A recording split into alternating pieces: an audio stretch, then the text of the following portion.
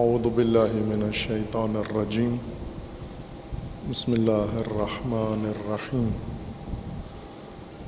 الحمد للہ والصلاة والسلام علی رسول اللہ وآلہ آل اللہ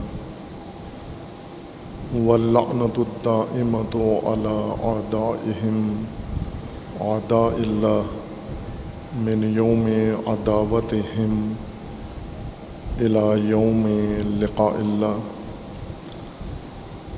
اما بعد فقال الامام حسین بن علی علیہم السلام یا فرزدق ان ہؤلاء قوم لزموا طاعة الشیطان وترکوا طاعة الرحمن واظہروا الفساد فی الارض وابطلوا الحدود وشربوا الخمور واستأثروا في أموال الفقراء والمساكين وأنا أولى من قام بنصرة دين الله وإعزاز شرعه والجهاد في سبيله لتكون كلمة الله هي العليا. صلوات پڑھیے محمد وآل محمد.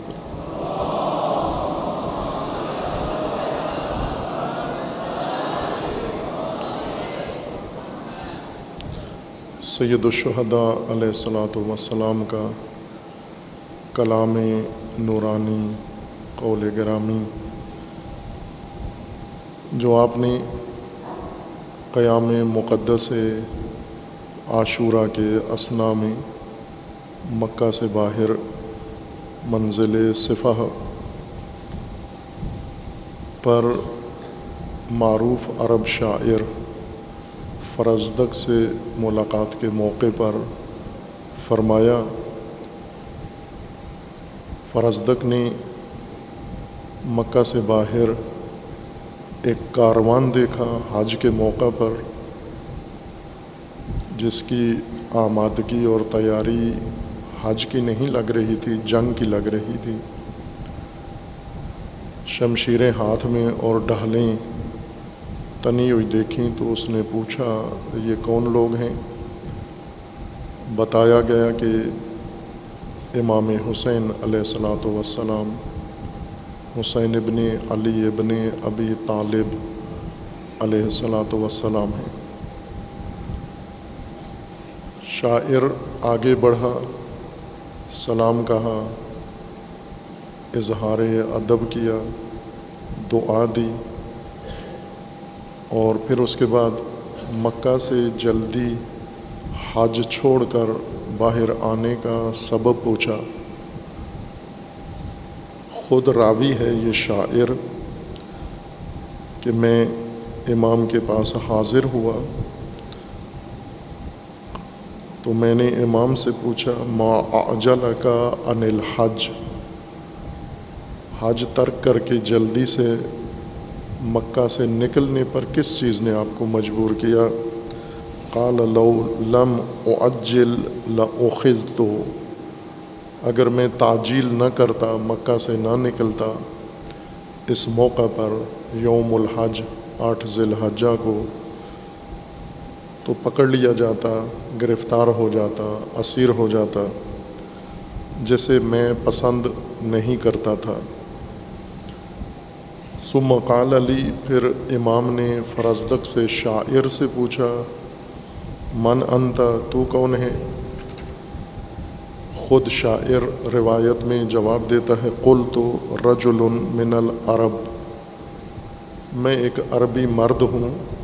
اپنی پہچان نہیں کروائی، تعارف نہیں کروایا، اپنی حقیقت و شناخت چھپا کے رکھی. لا واللہ ما فتشنی ان اکثر من ذالک، اور شاعر خود کہہ رہا ہے کہ اللہ کی قسم اس سے زیادہ امام نے میرے بارے میں مزید کچھ نہیں پوچھا اور کچھ وضاحت نہیں مانگی، معلومات طلب نہیں کی میری ذات کے بارے میں. ثم قال علی اخبرنی عن الناس خلفک، اور مجھ سے یہ پوچھا امام نے کہ جن لوگوں کو تو پیچھے چھوڑ کر آیا ہے اپنے شہر میں، اپنے علاقے میں، ان کے بارے میں مجھے کوئی خبر دے۔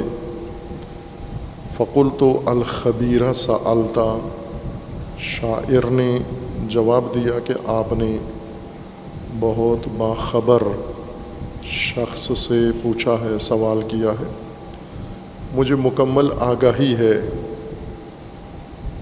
ان لوگوں کے متعلق جن کے بارے میں آپ جاننا چاہتے ہیں، اور ان کی حالت یہ ہے کہ قلوب الناس معاک و اصیافہم علیک، لوگوں کے دل آپ کے ساتھ ہیں اور لوگوں کی تلواریں آپ کے خلاف ہیں۔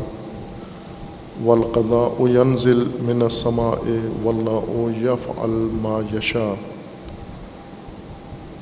لوگ آپ کے ساتھ کیا کرنے والے ہیں یہ معلوم ہے، ان کی تلواریں آپ کے خلاف ہیں، دل آپ کے ساتھ ہیں، ہوگا وہی جو اللہ کی قضا ہوگی، فیصلہ ہوگا، اور اللہ کی قضا کیا ہوگی؟ جو اللہ کی مشیت ہوگی۔ امام علیہ السلام نے اس کے جواب میں فرمایا فقال صدقت، تو نے سچ کہا ہے، للہ الامر من قبل و من بعد، حکم فیصلہ اللہ ہی کا ہے، پہلے بھی اور بعد میں بھی۔ وَكُلُّ يَوْمٍ رَبُّنَا هُوَ فِي شَانٍ، اور ہمارا رب، ہمارا پروردگار ہر روز اس کی ایک نئی شان ہے۔ ان نزل القضاء بما نحب و نرضى، اگر اللہ کا فیصلہ، حکم و قضا وہی ہے جو ہم نے سوچا ہے، ہم چاہتے ہیں اور ہم پسند کرتے ہیں، فنحمد اللہ علی نعمائہ وہو المستعان علی اداء الشکر، اس پر ہم اللہ کی حمد بجا لائیں گے اور اللہ کے شکر بجا لانے کے لیے اللہ سے مدد لیں گے۔ وَإِنْ حَالَ الْقَضَاءُ دُونَ الرَّجَاءِ، اور اگر اللہ کا حکم، قضا و فیصلہ وہ نہ ہوا جو ہم چاہ رہے ہیں اور کچھ ہوا، فَلَمْ يَبْعُدْ مَنْ كَانَ الْحَقُّ نِيَّتَهُ وَالتَّقْوَى سِيرَتَهُ، تو وہ محروم نہیں ہوا وہ شخص جس کی نیت میں حق تھا، سچ تھا، صداقت تھی، اور جس کی سیرت تقوی کی بنیاد پر تھی۔ اس صورت میں بھی ہم نے کوئی نقصان نہیں اٹھایا۔ اس ملاقات میں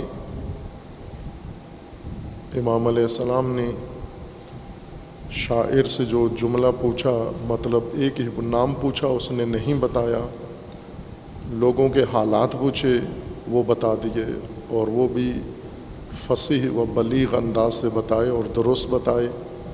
امام نے تصدیق کی، اور وہ حالات یہ تھے کہ لوگوں کی تلواریں آپ کے خلاف ہیں، دل آپ کے ساتھ ہیں، یعنی لوگ اس وقت ایک تضاد کا شکار ہیں، ایک ایسی کیفیت میں ہیں کہ دو طرف دو ضد انہوں نے اختیار کی ہوئی ہیں، دل سے آپ کو چاہتے ہیں اور تلواریں آپ کے دشمنوں کے حق میں استعمال کر کے آپ کے خلاف استعمال کرنے کے لیے تیار ہیں۔ یہ تضاد عرض کیا تھا کہ بہت اہم موضوع ہے جو عموماً کم از کم مذہبی حلقوں میں، مجالس میں، مدرسوں میں نہیں چھیڑا جاتا، اور علمی حلقوں میں بھی نہیں چھیڑا جاتا، سماجی حلقات میں بھی زیر بحث نہیں آتا۔ سماجی تضاد، عوامی تضاد، قومی تضاد اور معاشرتی تضاد، خصوصاً ہمارے ہاں، ہمارے ملک میں چونکہ سنجیدگی نہیں ہے، ہمارا مزاج، قومی مزاج غیر سنجیدہ ہے، ہمارے مذہب میں سنجیدگی نہیں ہے، تمام مسالک، تمام فرقے ان کی مذہبی حالت کو دیکھیں تو غیر سنجیدہ ہیں، یا شدید جذبات میں ہیں، یا ابھرے ہوئے احساسات میں ہیں، یا پھر شغل کی حالت میں ہیں، میلے کی کیفیت میں ہیں، مزاح و جگت کے انداز میں مذہب کی مجالس برپا کرتے ہیں۔ یہ تمام مسالک اس میں مبتلا ہیں۔ 19-20 کا فرق ہے، اور ہماری سیاست غیر سنجیدہ ہے،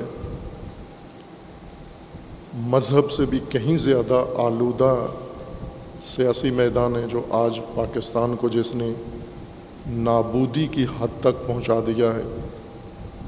میڈیا ان دونوں میادین سے کہیں زیادہ غیر سنجیدہ ہے، اور ظاہر ہے جب مذہب میں سنجیدگی نہ ہو، مذہبی دنیا، مذہبی افراد، علماء، خطباء میں سنجیدگی نہ ہو، سیاست میں سنجیدگی نہ ہو، میڈیا میں سنجیدگی نہ ہو، تو باقی سارے میدان غیر سنجیدہ ہو جاتے ہیں۔ تعلیم بھی، تعلم بھی، تربیت بھی، حکومت بھی، عدالت بھی، معیشت بھی اس غیر سنجیدگی کا شکار ہو جاتے ہیں، اور اس کا نتیجہ یہ نکلتا ہے کہ چونکہ سنجیدگی نہیں ہے، ان کے اندر جد نہیں ہے، ان کی تعلیم بے بنیاد اور کھوکھلی ہوتی ہے۔ وہ علوم اپنے تعلیمی مراکز میں، تعلیمی نصاب میں شامل نہیں کرتے جو ان کو آج کی دنیا میں، موجودہ دنیا میں سعادت کا راستہ بتائیں، ترقی کا راستہ بتائیں، حفاظت کا راستہ بتائیں، عظمت کا راستہ بتائیں، غلبہ کا راستہ بتائیں۔ وہ امور متروک ہو جاتے ہیں۔ اسی وجہ سے قومی تضادات، معاشرتی تضادات اور نفسیاتی تضادات، سماجی تضادات، یہ کسی سطح پر بھی نہ میڈیا سے کبھی آپ نے یہ سنے ہوں گے، اور نہ ہی تعلیمی اداروں میں، نہ سیکولر تعلیمی اداروں میں، نہ مذہبی تعلیمی اداروں میں ان تضادات کو زیر بحث نہیں لایا جاتا، اور ایسے ہی مذہبی تعلیمی نظام میں بھی یہ شامل نہیں ہے۔ آپ تمام مسالک و مذاہب کے علمی بڑے مراکز میں چلے جائیں، یہ موضوع وہاں مغفول عن ہے۔ ظاہر ہے یہ تضادات جب نہیں ہیں، ان تضادات کا حل بھی ان کے پاس نہیں ہے۔ جیسا اشارہ کیا تھا کہ وہ علم جو ضروری ہے، بنیادی علم ہے، اور اس کے بعد سب آگے معاملہ شروع ہوتا ہے، وہ علم الاجتماع، جامعہ شناسی یا سوشیالوجی ہے، اور خصوصاً پاکستان جیسے آشفتہ معاشرے کے لیے سوشل پیتھالوجی، تاکہ معاشرتی قباحتیں، معاشرتی کمزوریاں، معاشرتی خرابیاں، معاشرتی بگاڑ جس پہلو سے بھی ہیں، ان کو باقاعدہ علمی بنیادوں پر، تجربی بنیادوں پر تشخیص دیں اور ان کے حل کے لیے چارہ جوئی کریں۔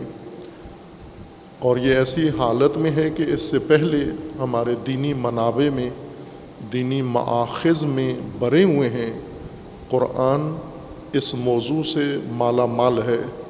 نہج البلاغہ سوشیالوجی اور سوشل پیتھالوجی سے خصوصاً مالا مال ہے۔ نہج البلاغہ، اگر آپ اس دید سے نہج البلاغہ کا مطالعہ کریں اور قرآن کا، تو آپ کو ہر آیت اور ہر خطبہ یہی سماجی مسائل کی تشخیص اور علاج اس کے اندر نظر آئے گا۔ لیکن یہ سب کچھ سنجیدگی کی صورت میں ہوتا ہے۔ غیر سنجیدہ قوم اس چیز کی ضرورت محسوس نہیں کرتے اور اپنی شغلی حالت کو، کیفیت کو جاری رکھتے ہیں۔ جیسے مذہب بھی ایک شغل ہے، سیاست بھی ایک شغل ہے، ثقافت بھی ایک شغل ہے، تعلیم بھی ایک شغل ہے۔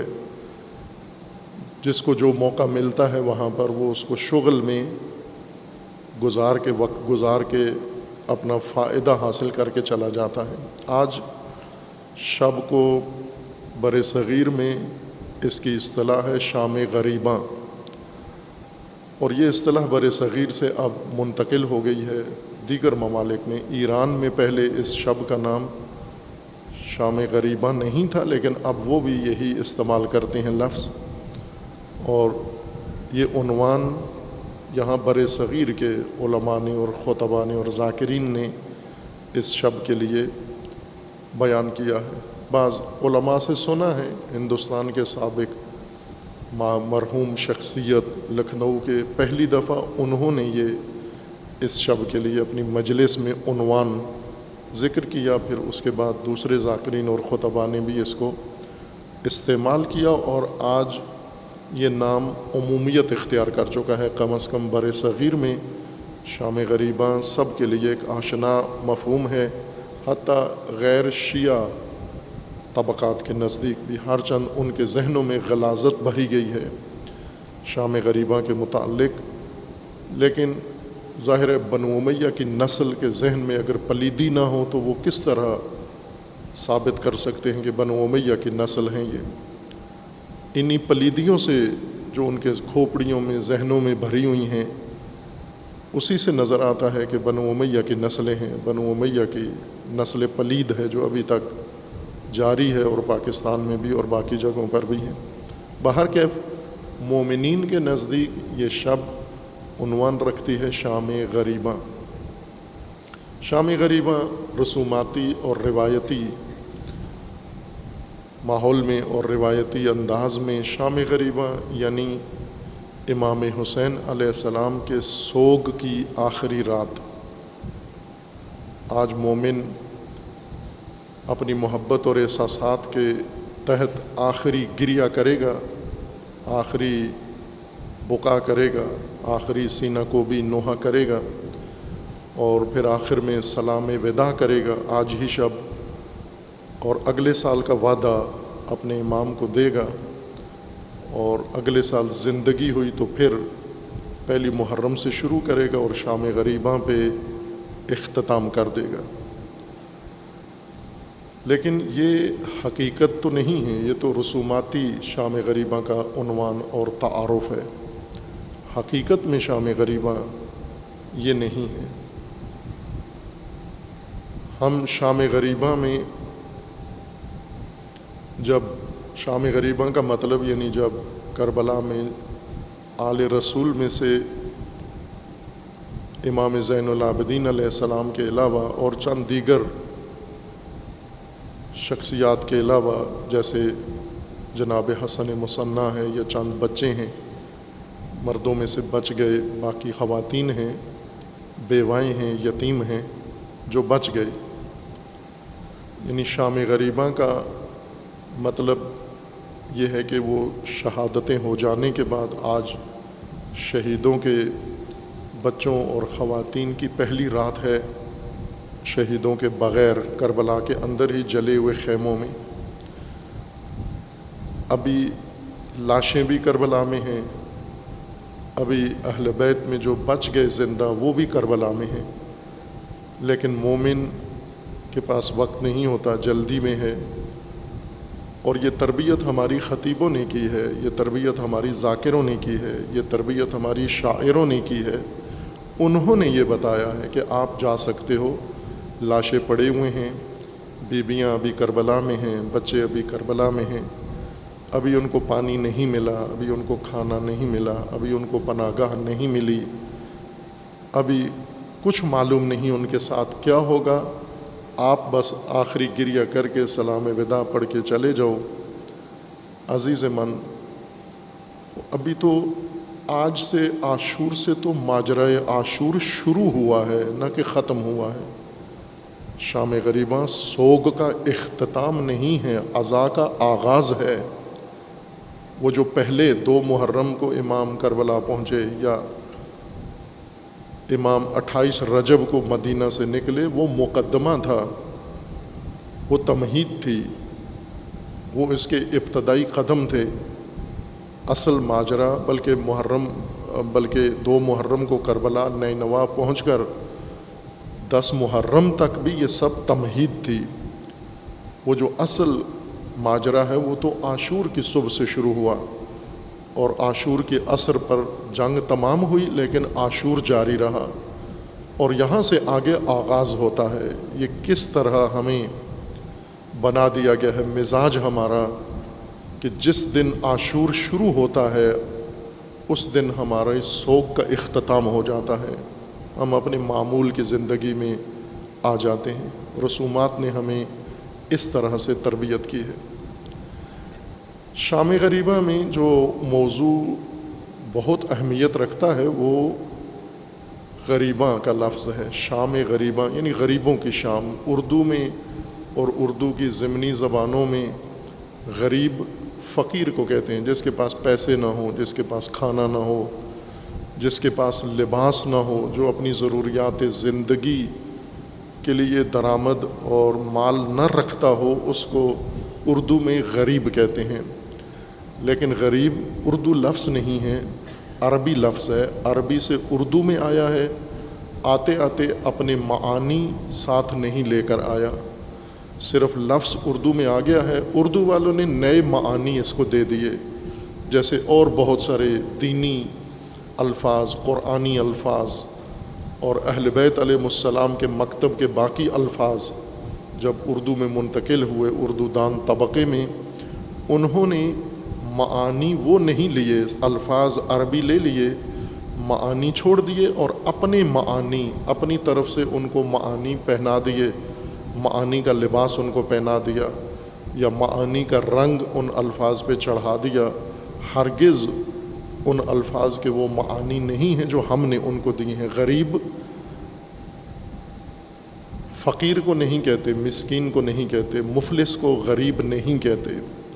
غریب بے وطن کو کہتے ہیں، پردیسی کو کہتے ہیں، جو اپنے گھر میں سے نہ نکل گیا ہو، جس کا دیس اپنا نہ ہو. بے شک وہ امیر ہو، فقیر نہ ہو، دولت مند ہو، ثروت مند ہو، لیکن چونکہ اپنے دیار میں نہیں ہیں، اپنے وطن میں نہیں ہیں، اپنے گھر میں نہیں ہیں، اور جس دیار میں ہے وہاں کوئی اس کو پہچانتا نہیں ہے. اجنبیت ہے. غربت میں دو چیزیں ہیں، اپنے وطن سے دور ہونا اور جس جگہ پر آپ ہیں وہاں آپ کو کوئی پہچانتا نہیں ہے. یہ دو چیزیں، غرابت ان دو چیزوں سے پیدا ہوتی ہے. وطن سے دوری، گھر سے دوری، اپنے دیار سے، بلد سے دوری، اور جس شہر میں آپ گئے ہیں، جس جگہ پر گئے ہیں وہاں اجنبیت. وہاں لوگ آپ کو نہیں پہچانتے، آپ بھی لوگوں کو نہیں پہچانتے. اس کیفیت کو غربت کہتے ہیں عربی زبان میں. ہم یہ لفظ استعمال کرتے ہیں شہدائے کربلا کے ورثہ کے لیے، بچوں کے لیے، کہ وہ غرباء ہیں، وہ غریباں ہیں اور ان پر شام ہو گئی ہے. ان کے سرپرست، ان کے سہارے ان سے چھن گئے ہیں اور ابھی اس دشت میں، دشت سوختہ میں وہ تنہا ہیں. خوب یہ سوچنے کی بات ہے کہ صرف وہ بچ جانے والی بیویاں اور بچے غریب ہیں، جو شہید ہو گئے وہ غریب نہیں ہیں. شام غریباں تھی اور جو دن گزرا ہے وہ یوم غریباں تھا. عاشورہ بھی یوم غریباں ہے، یوم الغرباء ہے. ہم یہ لفظ استعمال کرتے ہیں امام ہشتم حضرت امام علی ابن موسیٰ الرضا علیہ السلام، ان کے لیے استعمال کرتے ہیں یہ لفظ غریب الغرباء، غریبوں کے غریب. اس لیے استعمال کرتے ہیں کہ وہ اپنے دیار سے خراسان منتقل کیے گئے، مدینہ سے خراسان منتقل کیے گئے، جو ان کا وطن نہیں تھا. اس لیے امام کو غریب الغرباء کہتے ہیں. لیکن باقی کسی امام کے لیے لفظ غریب استعمال نہیں کرتے، چونکہ اردو میں ویسے ہی برا لگتا ہے ائمہ کے لیے غریب کا لفظ استعمال کرنا، چونکہ اردو والوں کے غریب فقیر، توحیدست، مفلس اور محتاج آدمی کو غریب کہتے ہیں. نہ، عربی میں غریب ہے یہ، یعنی بے دیار و بے وطن، پردیسی، اور جس خطے میں ہے وہاں اس کا جاننے والا کوئی بھی نہیں ہے، وہاں نامانوس لوگ ہیں، اجنبی لوگ ہیں. اصل میں یہ بہت اہم عنوان ہے شام غریباں، لیکن یہ شام نہیں ہے ایک، بلکہ ایام غریباں، یہ غریباں کے ایام ہیں، اور صرف ایام نہیں ہیں بلکہ صدیاں ہیں، قرون ہیں غریباں، قرون غریباں اور صدیاں غریباں، سنوات غریباں، غریبوں کے گزرے ہوئے سال، غریبوں کے اوپر گزری ہوئی صدیاں۔ جب ہم کسی عام آدمی کو غریب کہتے ہیں، اس وقت کہتے ہیں کہ عام آدمی، اس کے پاس صرف اس کا گھر تھا، گھر سے باہر ہو گیا، جہاں گیا ہے وہاں اس کو جانتا کوئی نہیں ہے، اس لیے غریب کہلاتا ہے۔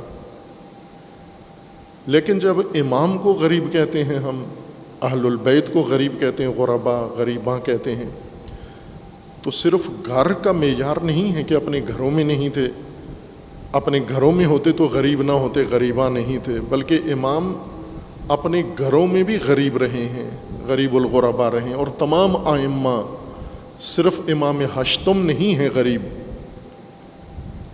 ہر امام غریب ہے۔ امام کب غریب ہوتا ہے؟ عام آدمی جب گھر میں نہ ہو، گھر سے باہر جائے تو غریب کہلاتا ہے، اور جہاں ہو اس کے ساتھ کوئی نہ ہو اس کو غریب کہتے ہیں، اس اجنبیت کی وجہ سے۔ لیکن امام گھر چھوڑنے سے غریب نہیں ہوتا، امام کو اس وقت غریب کہتے ہیں جب جس مسند کے لیے امام کو امام بنایا گیا ہے، جب امام اس مسند پہ نہیں ہوتا تو امام غریب ہوتا ہے، بے شک اپنے گھر میں ہی کیوں نہ موجود ہو۔ امام علی تو نہیں گئے، اپنے گھر سے دور نہیں ہوئے، سب سے بڑے غریب امام علی ہیں، اپنے گھر میں رہتے ہوئے، مدینہ الرسول میں رہتے ہوئے، اسی شہر میں رہتے ہوئے، حجاز میں رہتے ہوئے، اس مسند پہ نہیں ہیں جس کے لیے اللہ نے انہیں امام بنایا ہے، جس کے لیے رسول اللہ نے انہیں اس منصب ولایت پر اعلان کر کے فائز کیا ہے۔ اور اسی طرح اولاد علی سے آخر تک اور سب سے بڑے غریب زمان کے لحاظ سے امام عصر ہیں، آپ کے امام، آپ کے وقت کے امام، آج کے زمانے کے امام، جن کی غربت کو صدیاں بیت گئی ہیں، نہ اس وجہ سے کہ وہ اپنے گھر میں نہیں ہیں، سامرہ میں نہیں ہیں،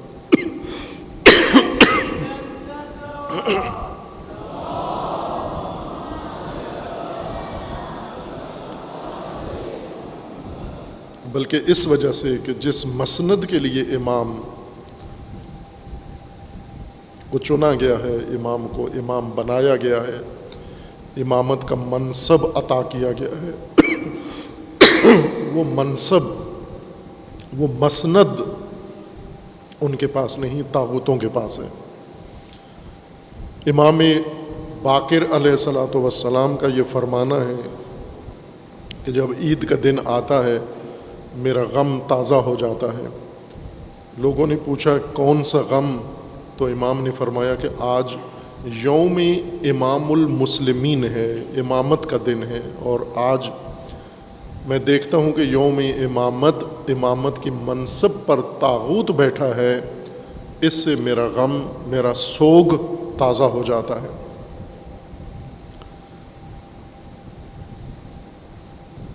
اور اصل پھر ہمیں یہ بھی سوچنا ہے، جب غربت کا معنی سمجھ میں آ گیا کہ تمام ائمہ غریب ہیں، امام غریب کب ہوتا ہے؟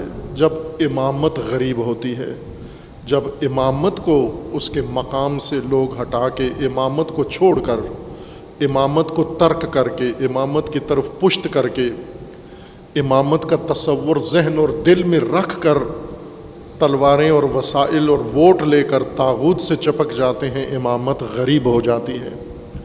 اور جب امامت غریب ہوتی ہے تو امام بھی غریب ہو جاتا ہے، یعنی امام بے مسند، اور امام ایک ایسی قوم میں جو قوم اس کو جانتی ہی نہیں ہے، جو قوم اس کی مطیع ہی نہیں ہے، جو قوم اس کے تابع ہی نہیں ہے، جو قوم اس کی امامت کے قائل ہی نہیں ہے، فقط دل میں محبت رکھتی ہے۔ یہ ائمہ غریب ہیں، یہ امامت کی غربت سے ہے۔ امامت کیسے غریب ہوتی ہے؟ کن وجوہات سے امامت غریب ہوئی؟ غربت دیکھنا پڑی امامت کو. کن وجوہات سے لوگ امامت سے دور ہوئے اور امامت کو تنہا چھوڑ دیا اور طاغوتوں سے آ کر متصل ہوئے.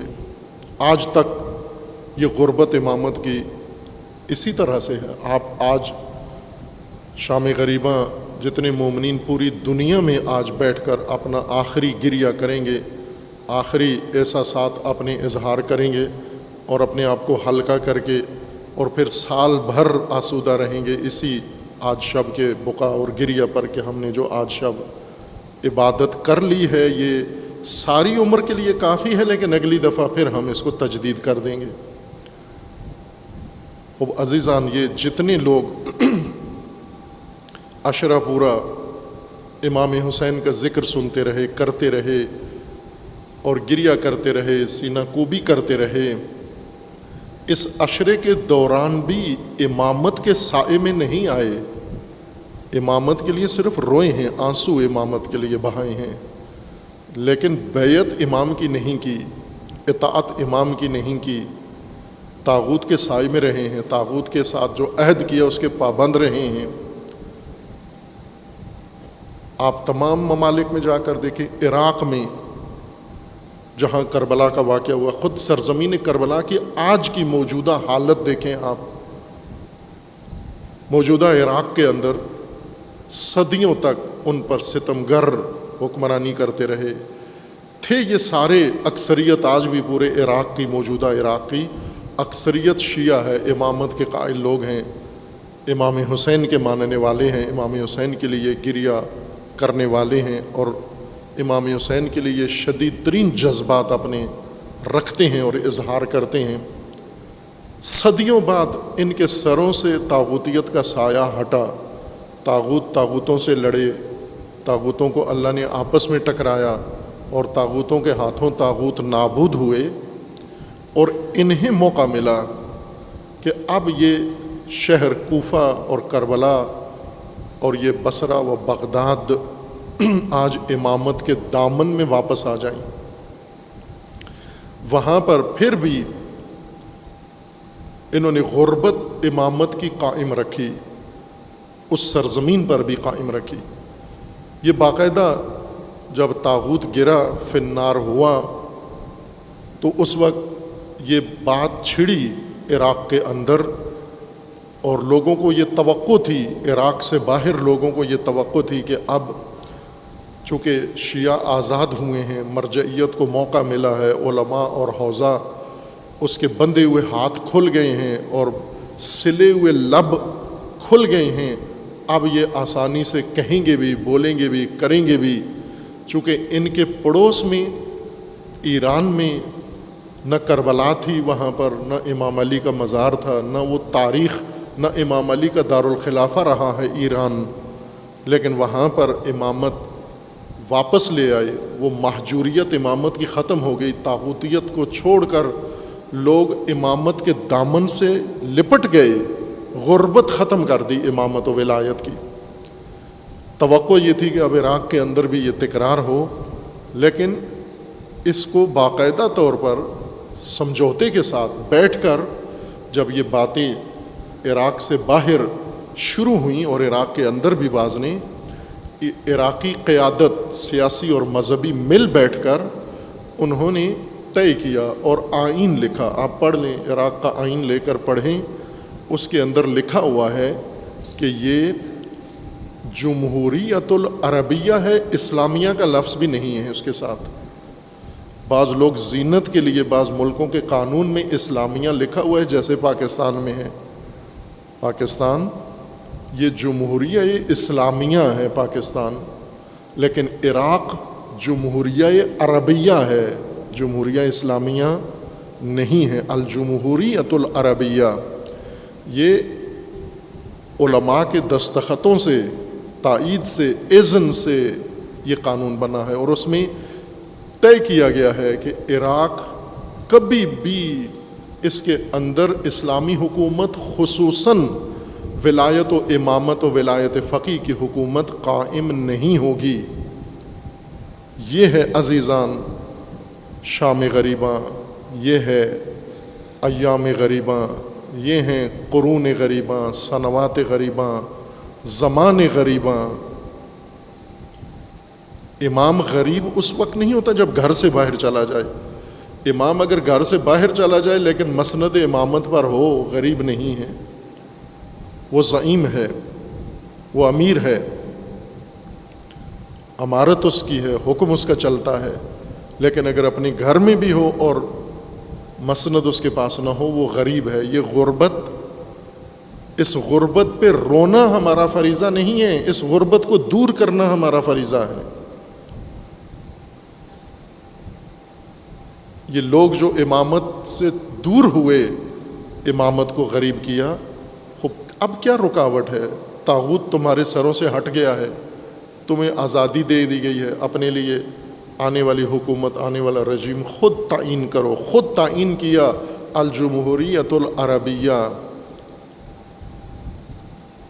اور پاکستان میں جب لوگوں کو امامت کی طرف دعوت دی جاتی ہے، یہ غربت امامت ختم کرنے کے لیے اس ملت کو جب بلایا جاتا ہے تو شدت کے ساتھ اس کی مخالفت کی جاتی ہے، اور اس کی حمایت میں جمہوریت کے ساتھ اور مستحکم عہد و پیمان باندھ لیا جاتا ہے، اور پھر شام غریبوں کو بیٹھ کر غریبوں کے لیے روتے ہیں۔ غربت مفلسی کو نہیں کہتے، غربت اپنے حق سے دوری کو کہتے ہیں، غربت مسند سے دوری کو کہتے ہیں۔ لوگ امام سے دور ہوں، یہ غربت ہے۔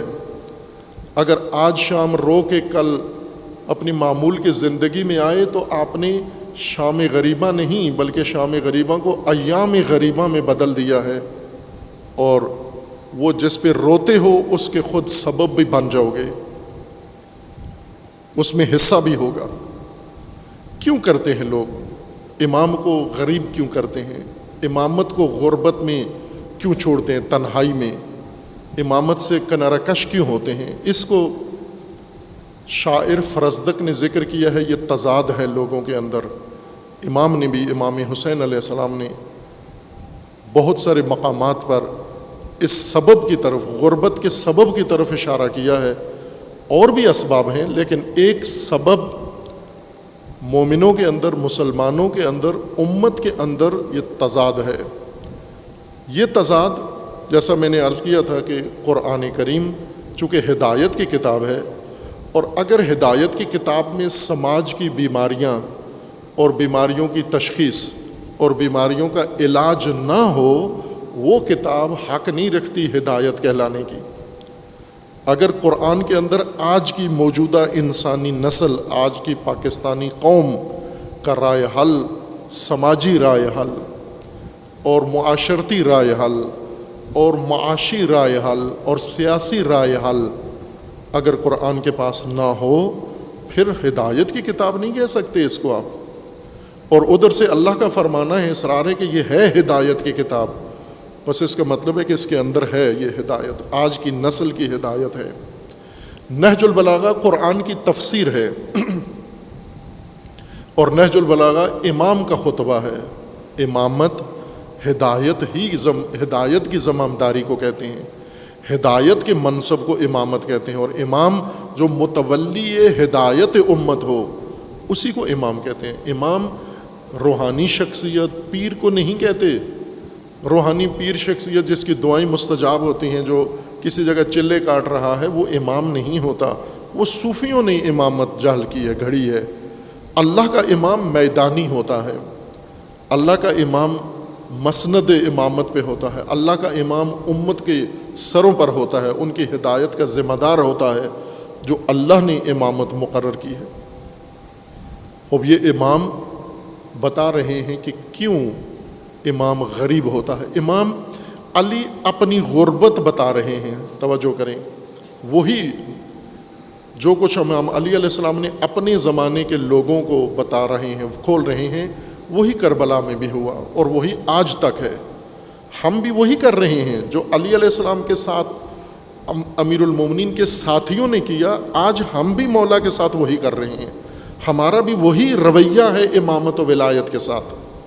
محبت کم نہیں ہوئی، چونکہ دل ہمارے اہل بیت کے ساتھ ہیں، دل علی کے ساتھ ہیں، دل میں علی ہیں، لیکن اس سے آگے نہیں، دل کی محبت کے علاوہ کچھ بھی علی کا نہیں، باقی سب جمہوریت کا ہے، باقی سب طاغوت کا ہے، باقی سب ان یزیدوں کا ہے، ان کے ساتھ عہد و پیمان ان کے ساتھ ہے۔ امیر المومنین نے کئی خطبات میں یہ موضوع بیان کیا ہے، چاند ایک آپ کی خدمت میں پیش کیے ہیں۔ آج کی اس فرصت میں ایک خطبہ بیان کرتا ہوں میں، یہ موضوع ختم نہیں ہو رہا، چونکہ یہ سلسلہ مجالس آج آخری مجلس ہوگی، اگر اللہ نے توفیق دی تو اس کو کوشش کریں گے جاری رکھنے کے لیے۔ یہ موضوع مفصل ہے، امیر المومنین علیہ السلام نے اس خطبہ کو بیان فرمایا ہے نہج البلاغہ، اور ترجمہ علامہ مفتی جعفر حسین رحمۃ اللہ علیہ، خطبہ نمبر 95 ہے، اس ترتیب کے مطابق جو ترجمہ علامہ مفتی جعفر میں ہے، لیکن دوسری ترتیب بعض اور نہج البلاغہ کے جو نسخے ہیں ان کے مطابق اس خطبے کا نمبر 97 ہے، 95 اس ترتیب کے مطابق ہے جو آپ کے پاس موجود ہے۔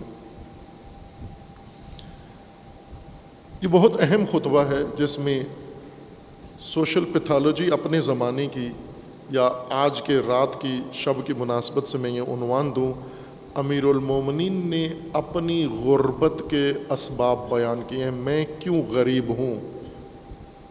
میں کوفہ کا امیر ہوں، مسلمانوں کا امیر ہوں، خلیفہ ہوں، لیکن غریب ہوں، مسند پہ ہوتے ہوئے بھی غریب ہوں۔ اس خطبے کو توجہ کریں، چونکہ وقت نہیں ہے میں اس کو تشریح کر کے تفسیر کر کے بیان کروں، مختصر بیان کروں گا۔ ومن کلام لہو علیہ السلام، خطبہ نمبر 95 نہج البلاغہ، وَلَئِنْ أَمْهَلَ اللَّهُ الظَّالِمَ فَلَنْ يَفُوتَ أَخْذُهُ وَهُوَ لَهُ بِالْمِرْصَادِ عَلَى مَجَازِ طَرِيقِهِ وَبِمَوْضِعِ الشَّجَعِ مِنْ مَسَاخِ رِيقِهِ۔ اگر اللہ نے ظالم کو پکڑ نہیں کی، ظالم کو ظلم سے روکا نہیں ہے، اور ظالم کے ظلم کی فوراً سزا نہیں دی، اور ظالم کو مہلت دی ہے، تو اس کا یہ مطلب نہیں ہے کہ خدا کی قدرت سے وہ نکل گیا ہے اور خدا نے اس کو اپنے حال پر چھوڑ دیا ہے، یہ ہرگز نہیں ہے، بلکہ اللہ تعالیٰ نے اس کے لیے ایک نظام بنایا ہوا ہے۔ قرآن میں یہ موضوع زیادہ تفصیل سے بیان ہوا ہے کہ اللہ نے ظالمین کو کیوں مہلت دے رکھی ہے، اس لیے کہ خدا اس ظالم کو موقع دیتا ہے آگے جانے کا، ظلم میں آگے جانے کا، اور ظلم کا نصاب پورا ہونے کا، اور اس ظلم کے مقابلے میں مظلوموں کی آواز کا منتظر ہوتا ہے اللہ۔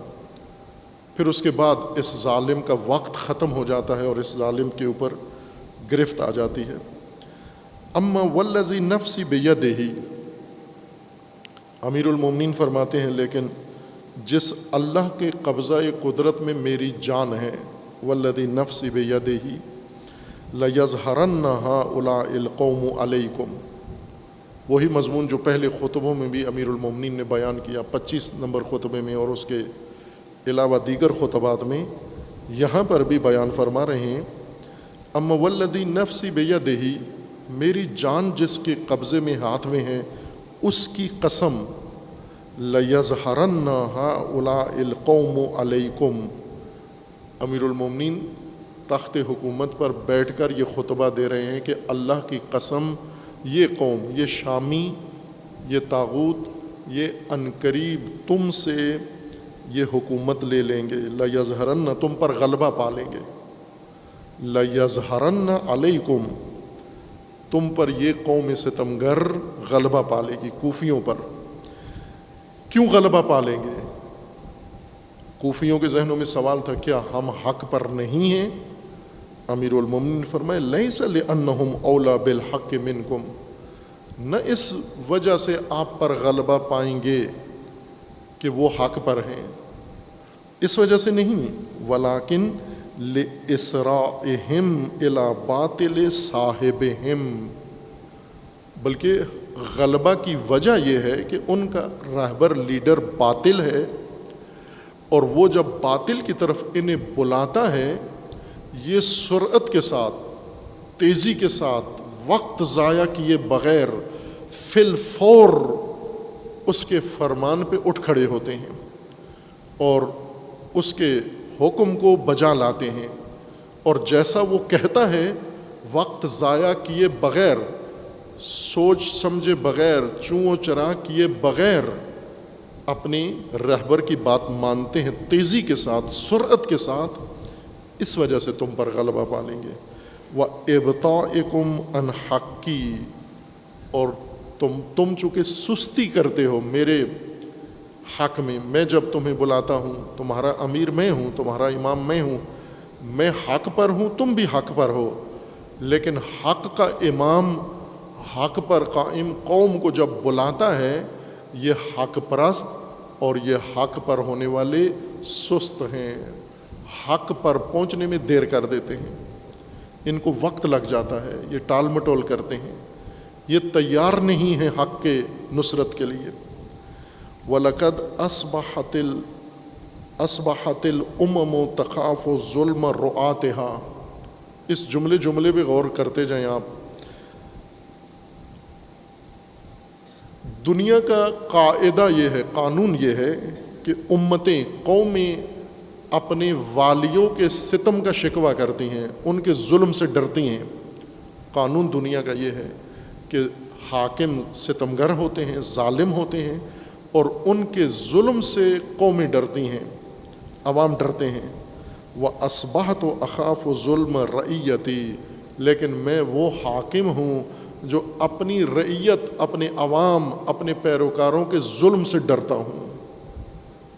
امیر المومنین فرما رہے ہیں، شام غریباں، آپ علی کی غربت کا ماجرا علی کی زبان سے سن رہے ہیں، ہر چند مزاجن آمادہ نہیں ہیں آپ، آج سب کو توقع اور چیز کی ہوتی ہے، چونکہ آخری گریہ کرنا ہے، آپ اس امر کے لیے زیادہ تیار ہیں، لیکن شام غریباں ہیں اور غریب امام ہیں اور امامت ہے، تو غربت کی داستان تو سن لیں غریبوں سے، خود غریبوں سے بھی تو پوچھ لیں کہ آپ پر یہ غربت کا وقت کیوں آیا، یہ تنہائی کا وقت کیوں آیا، لوگ کہاں گئے جو آپ کے ساتھ تھے، جن کو ہونا چاہیے تھا، وہ کہاں گئے، وہ یہ بھی سن لیں آج۔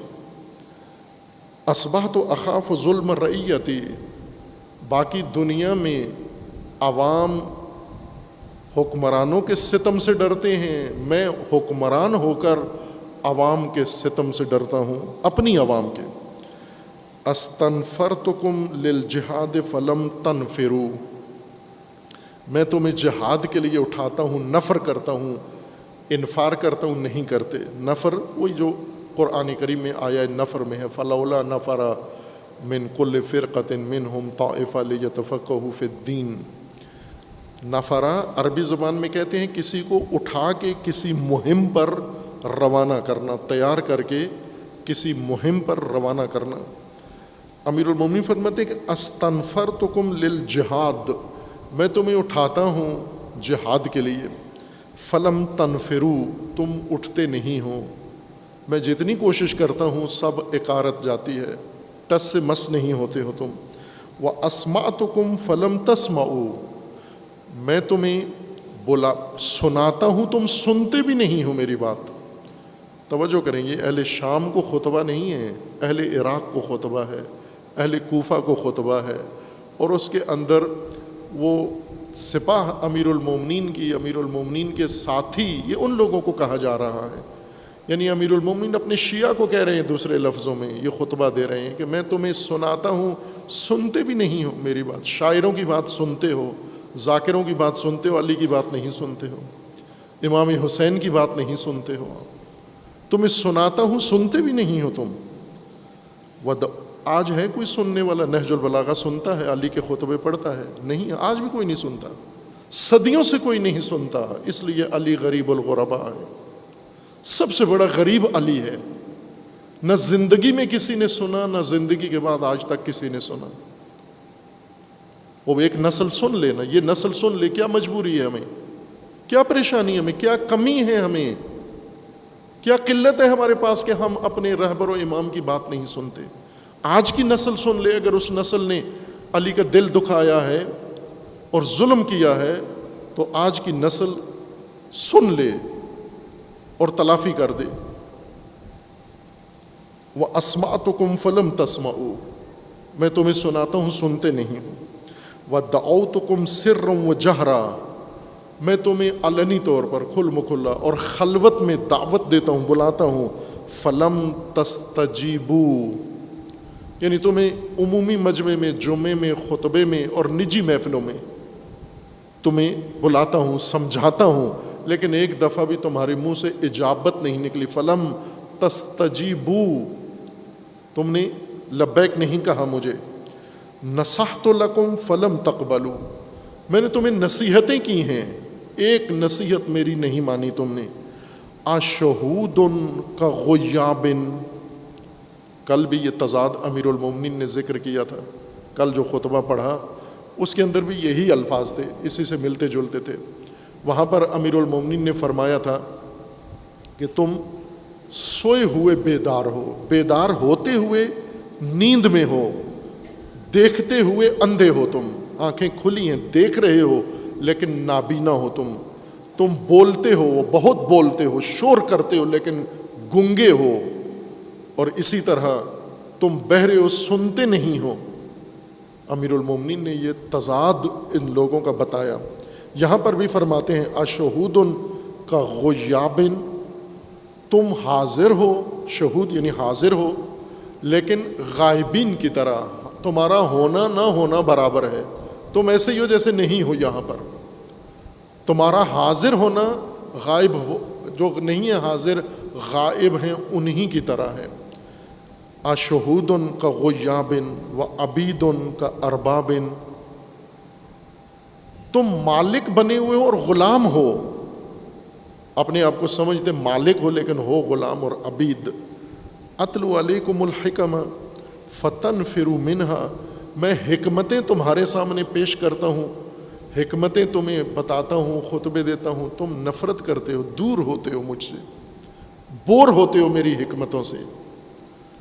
اب مجھے نہیں معلوم ابھی کتنے لوگ امیر المومنین کے خطبے سے بور ہو رہے ہیں، امیر المومنین کے خطبے سے محظوظ ہو رہے ہیں، سن کے استفادہ کر، لیکن خود امیر المومنین کا یہ اپنا خود یہ فرمانا ہے کہ نہیں ہے، تم میں رغبت نہیں ہے میری حکمتیں سننے کے لیے۔ فتنفرون منہا وَأَعِظُكُمْ بِالْمَوْعِظَةِ الْبَالِغَةِ، میں تمہیں حد درجہ واعظ کرتا ہوں، نصیحت کرتا ہوں، سمجھاتا ہوں جتنی ممکن ہے۔ فَتَتَفَرَّقُونَ عَنْهَا، تم منتشر ہو جاتے ہو، پراکندہ ہو جاتے ہو، متفرق ہو جاتے ہو۔ احثکم علی جہاد اہل الباغی، میں تمہیں باغیوں کے خلاف، شورشیوں کے خلاف، شامیوں کے خلاف جہاد کے لیے اکساتا ہوں، اٹھاتا ہوں، بڑکاتا ہوں۔ فما آتی علی آخر قولی حتی اراکم متفرقین ایادی صبا، میری بات ختم ہونے سے پہلے پہلے مسجد خالی ہو جاتی ہے، اس طرح سے اٹھ کے چلے جاتے ہو، بھاگ جاتے ہو جیسے ایادی صبا بھاگ گئے تھے، کہ یہ بھی ایک ماجرا ہے جس کی طرف تمثیل ہے امیر المومنین نے اشارہ کیا تھا۔ یعنی جب میں تمہیں باغیوں کے خلاف تیار کرنے کے لیے جمع کرتا ہوں اور خطبہ بات شروع کرتا ہوں، میری بات کے اختتام سے پہلے پہلے تم اٹھ کر چلے جاتے ہو، بات میری جب ختم ہوتی ہے تم میں سے کوئی بھی نہیں ہوتا۔ ترجعون الی مجالسکم، آپ اٹھ کے اپنی بیٹھکوں میں چلے جاتے ہو، اپنی ٹولیوں میں چلے جاتے ہو۔ یہاں ہے نا کچھ لوگ مجالس کے خواہش مند ہوتے ہیں کہ جلدی مجلس مختصر ہونی چاہیے، مجلس تھوڑے وقت کے لیے ہونی چاہیے۔ وہ اب پوچھا جائے کہ جی مجلس کو کم کر دیتے ہیں، وقت کم کر دیتے ہیں، تو آپ نے پھر کیا کرنا ہے؟ یعنی مجلس سے اٹھ کے کیا کریں گے، کہاں جائیں گے آپ؟ ہر آدمی بہت اہم ضروری مجلس سے بھی ضروری کوئی اگر مصروفیت ہے، ہو سکتی ہے ہو، پھر تو ٹھیک ہے، معقول ہے، مجلس کا وقت کم ہونا چاہیے. لیکن اگر مجلس سے اٹھ کے جا کر کسی جگہ گھر میں بچوں کے ساتھ کھیلنا ہے، موبائل کے ساتھ کھیلنا ہے، ٹی وی جا کے دیکھنا ہے، اپنے دوستوں کے ساتھ لطیفے سنانے ہیں، جوک سنانے ہیں، کسی جگہ پارٹی میں جانا ہے، کسی ڈنر میں چلے جانا ہے، مجالس سے اٹھ کے کیا کرتے ہو جا کر؟ یہ کبھی سوچا ہے؟ کون سی چیز ہمیں کہتی ہے کہ مجلس مختصر ہو؟ کن کاموں میں رغبت زیادہ ہے؟ وہ کون سی رغبت ہے، جذابیت جو تمہیں مجلس میں اکتاہٹ کا شکار کر دیتی ہے؟ امیر المومنین فرماتے ہیں جب میں بات شروع کرتا ہوں، اٹھاتا ہوں، فما آتیہ علی آخر قولی، میں اپنی گفتگو میں آخر تک نہیں پہنچتا، میری تقریر اختتام تک نہیں پہنچتی، حتی اراکم متفرقین، میں دیکھتا ہوں کہ اٹھ کے ایک ایک نکل رہا ہے، جا رہا ہے، ایادی صبا کی طرح، ترجعون الی مجالسکم، یہاں سے اٹھ کر اپنی مارکیٹوں میں چلے جاتے ہو، اپنے دوستوں کے پاس چلے جاتے ہو، وہاں جا کے اوٹ پٹانگ باتیں کرتے ہو، علی کی بات نہیں سننی. وَتَتَخَادَعُونَ عَنْ مَوَاضِعِكُمْ، اور پھر تم ایک دوسرے کو دھوکہ دیتے ہو، بیٹھ کے علی کی گفتگو پر ان مطالب پہ تبصرہ کرتے ہو کہ یہ باتیں جو کر رہے ہیں یہ عملی نہیں ہیں. آپس میں امیر المومنین کی گفتگو سن کر بیزار ہو کر، کوفی نہ کہ شامی نہ حجازی، کوفی شیعہ، یہ اٹھ کے جا کے علی علیہ السلام کی گفتگو پہ تبصرے کرتے ہیں. پھر کیا کمنٹس دیتے ہیں کہ یہ جو کہتے ہیں مولا کہ اٹھیں جا کر شام کا فتنہ ختم کریں، غیر عملی باتیں ہیں، عملی بات کرنی چاہیے، علی کو جو ہو سکتا ہے وہ کرنی چاہیے، یہ ناممکن کام ہے جو ہم سے کرواتے ہیں. یہ تمام چیزوں کو مد نظر نہیں رکھتے، حالات سے صحیح آگاہی نہیں ہے، اس طرح کی باتیں کرتے. کظہر الحنیہ اجز المقوم و اعزل المقوم، ایک دوسرے کو دھوکہ دیتے ہیں. امیر المومنین فرماتے ہیں کہ میں اب اقومکم غدوۃً، صبح تمہاری اصلاح کرتا ہوں، صبح بلا کر سمجھاتا ہوں، تمہیں سیدھا کرتا ہوں. ترجعون الی عشیۃً، رات کو شام کو جب پلٹ کے میرے پاس آتے ہو، کظہر الحنیہ، کمان جیسے تیر پھینکتے ہیں وہ ٹیڑھی ہوتی ہے نا، کمان قوس بنی ہوتی ہے اس کی، میں سیدھا کر کے صبح تمہیں بھیجتا ہوں، شام کو تیر پھینکنے والی کمان کی طرح ٹیڑھے ہو کر میرے پاس پھر واپس آ جاتے ہو. یہ تمہارا روزانہ کا وتیرہ ہے. میں تمہیں سمجھا کے بھیجتا ہوں، آگاہ کر کے بھیجتا ہوں، بتا کے بھیجتا ہوں. ہم اپنے اوپر لیں گے ساری باتیں کہ ہمیں سمجھایا جاتا ہے. اسی عشرہ محرم میں آپ نے بہت کچھ سمجھ لیا، اب اگلے عشرہ محرم پہ ٹیڑھے ہوں گے یا سیدھے ہوں گے، یا آج سیدھے ہو گئے یا پھر کمان کی طرح الٹے ٹیڑھے. پھر وہیں پہلی بات کہ یہ غیر عملی باتیں ہیں، یہ تو آپ کو وضاحت کرنی ہوگی، یہ تو کوئی اور نہیں کر رہا. کسی اور مولانا نے آج تک یہ خطبے نہیں پڑھے. اگر یہ خطبے بہت اہم تھے تو یہ علماء اتنے زیادہ پاکستان میں لاکھوں روپیہ فیس بھی لیتے ہیں، کیوں نہیں پڑھتے یہ؟ پھر ٹیڑھے ہو کے واپس آ جاتے ہو. خوب یہ جملہ جو امیر المومنین فرماتے ہیں، خوب یہ تجربی جملہ ہے کہ جس کو سمجھا کے بھیجو، آج سمجھو کل اس سے ملو پھر وہی ہے اسی طرح کمان کی طرح ٹیڑھا. کتنا دکھ ہوتا ہے امیر المومنین کو، کتنی اذیت ہے امیر المومنین کے لیے. کظہر الحنیہ اجز المقوم و اعزل المقوم، امیر المومنین فرماتے ہیں کہ تمہیں سیدھا کرنے والا عاجز آ گیا ہے، تھک گیا ہے، اور جو سیدھا کیا جا رہا ہے وہ لا علاج ہو گیا ہے.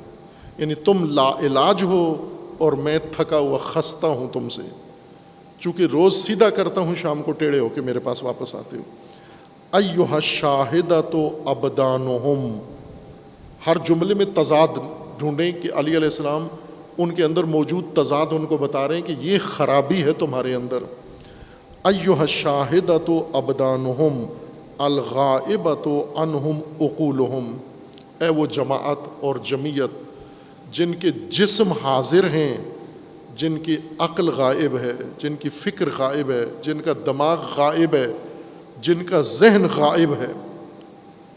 جسمانی طور پر تو یہاں پر موجود ہو لیکن ذہن تو تمہارا نہیں ہے علی کے ساتھ. جسم تو سن نہیں رہا تمہارا, روح سن رہی ہے, وہ غائب ہے, وہ کسی اور جگہ پر ہے. المختلفۃ احواؤہم, جسم یہاں ہے ظاہر, عقل غائب, اور خواہشات, رجحانات, ارادے مختلف ہیں. آپ نے سوچا ہوا ہے, مثلا جتنے بھی پاکستان کے مومنین ہیں, شیعہ ہیں, ان سب نے سوچا ہوا ہے کہ ہم نے خود کیا کرنا ہے زندگی میں, اپنے بچوں کو کیا بنانا ہے. سب نے بالکل سوچا ہوا ہے. کوئی ایک خاندان کنفیوز نہیں ہے کہ اس نے خود کیسے زندگی بسر کرنی ہے اور اپنے بچوں کو کس راہ پر اس نے ڈالنا ہے.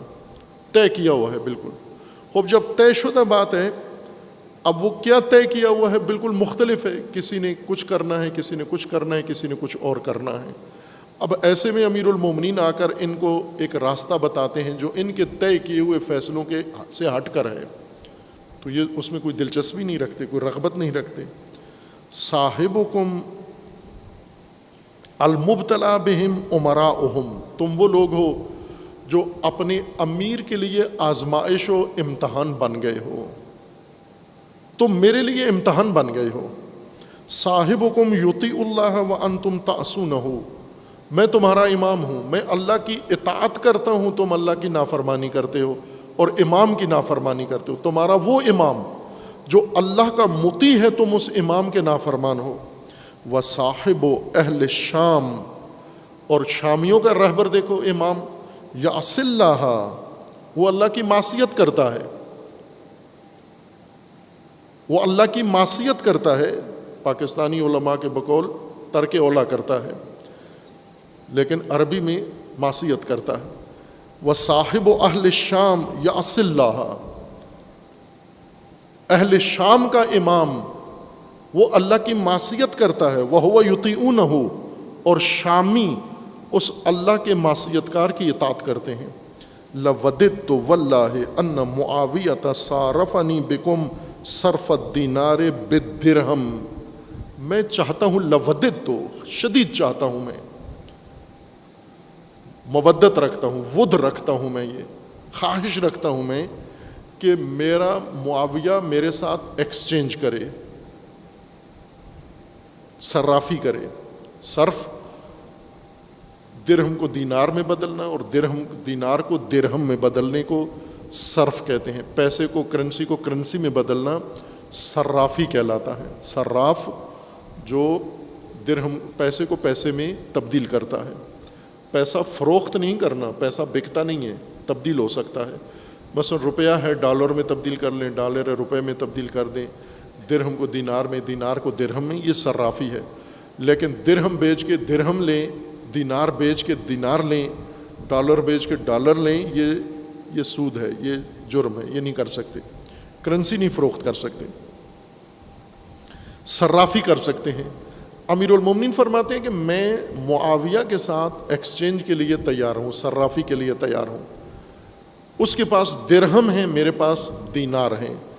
دینار سونے کا سکہ ہے, آج کی آپ کے زبان میں ڈالر ہے, اور اس کے پاس درہم ہیں, چاندی کے سکے, یعنی روپیہ ہے. معاویہ کے پاس روپے ہیں, میرے پاس ڈالر ہیں. آج کی آپ کی زبان میں سمجھانے کے لیے عرض کر رہا ہوں. درہم چاندی کے سکے اور دینار سونے کے سکے. اور امیر المومنین فرماتے ہیں کہ میرے پاس سونا ہے, سونے کے سکے, دینار ہیں. چونکہ حق پر ہیں, مومن ہیں, غلط لوگ نہیں ہیں, فاسد نہیں ہیں, تو دینار ہیں. اس کے پاس سارے فاسد لوگ ہیں, تباہ کار ہیں, سارے دینار ہیں.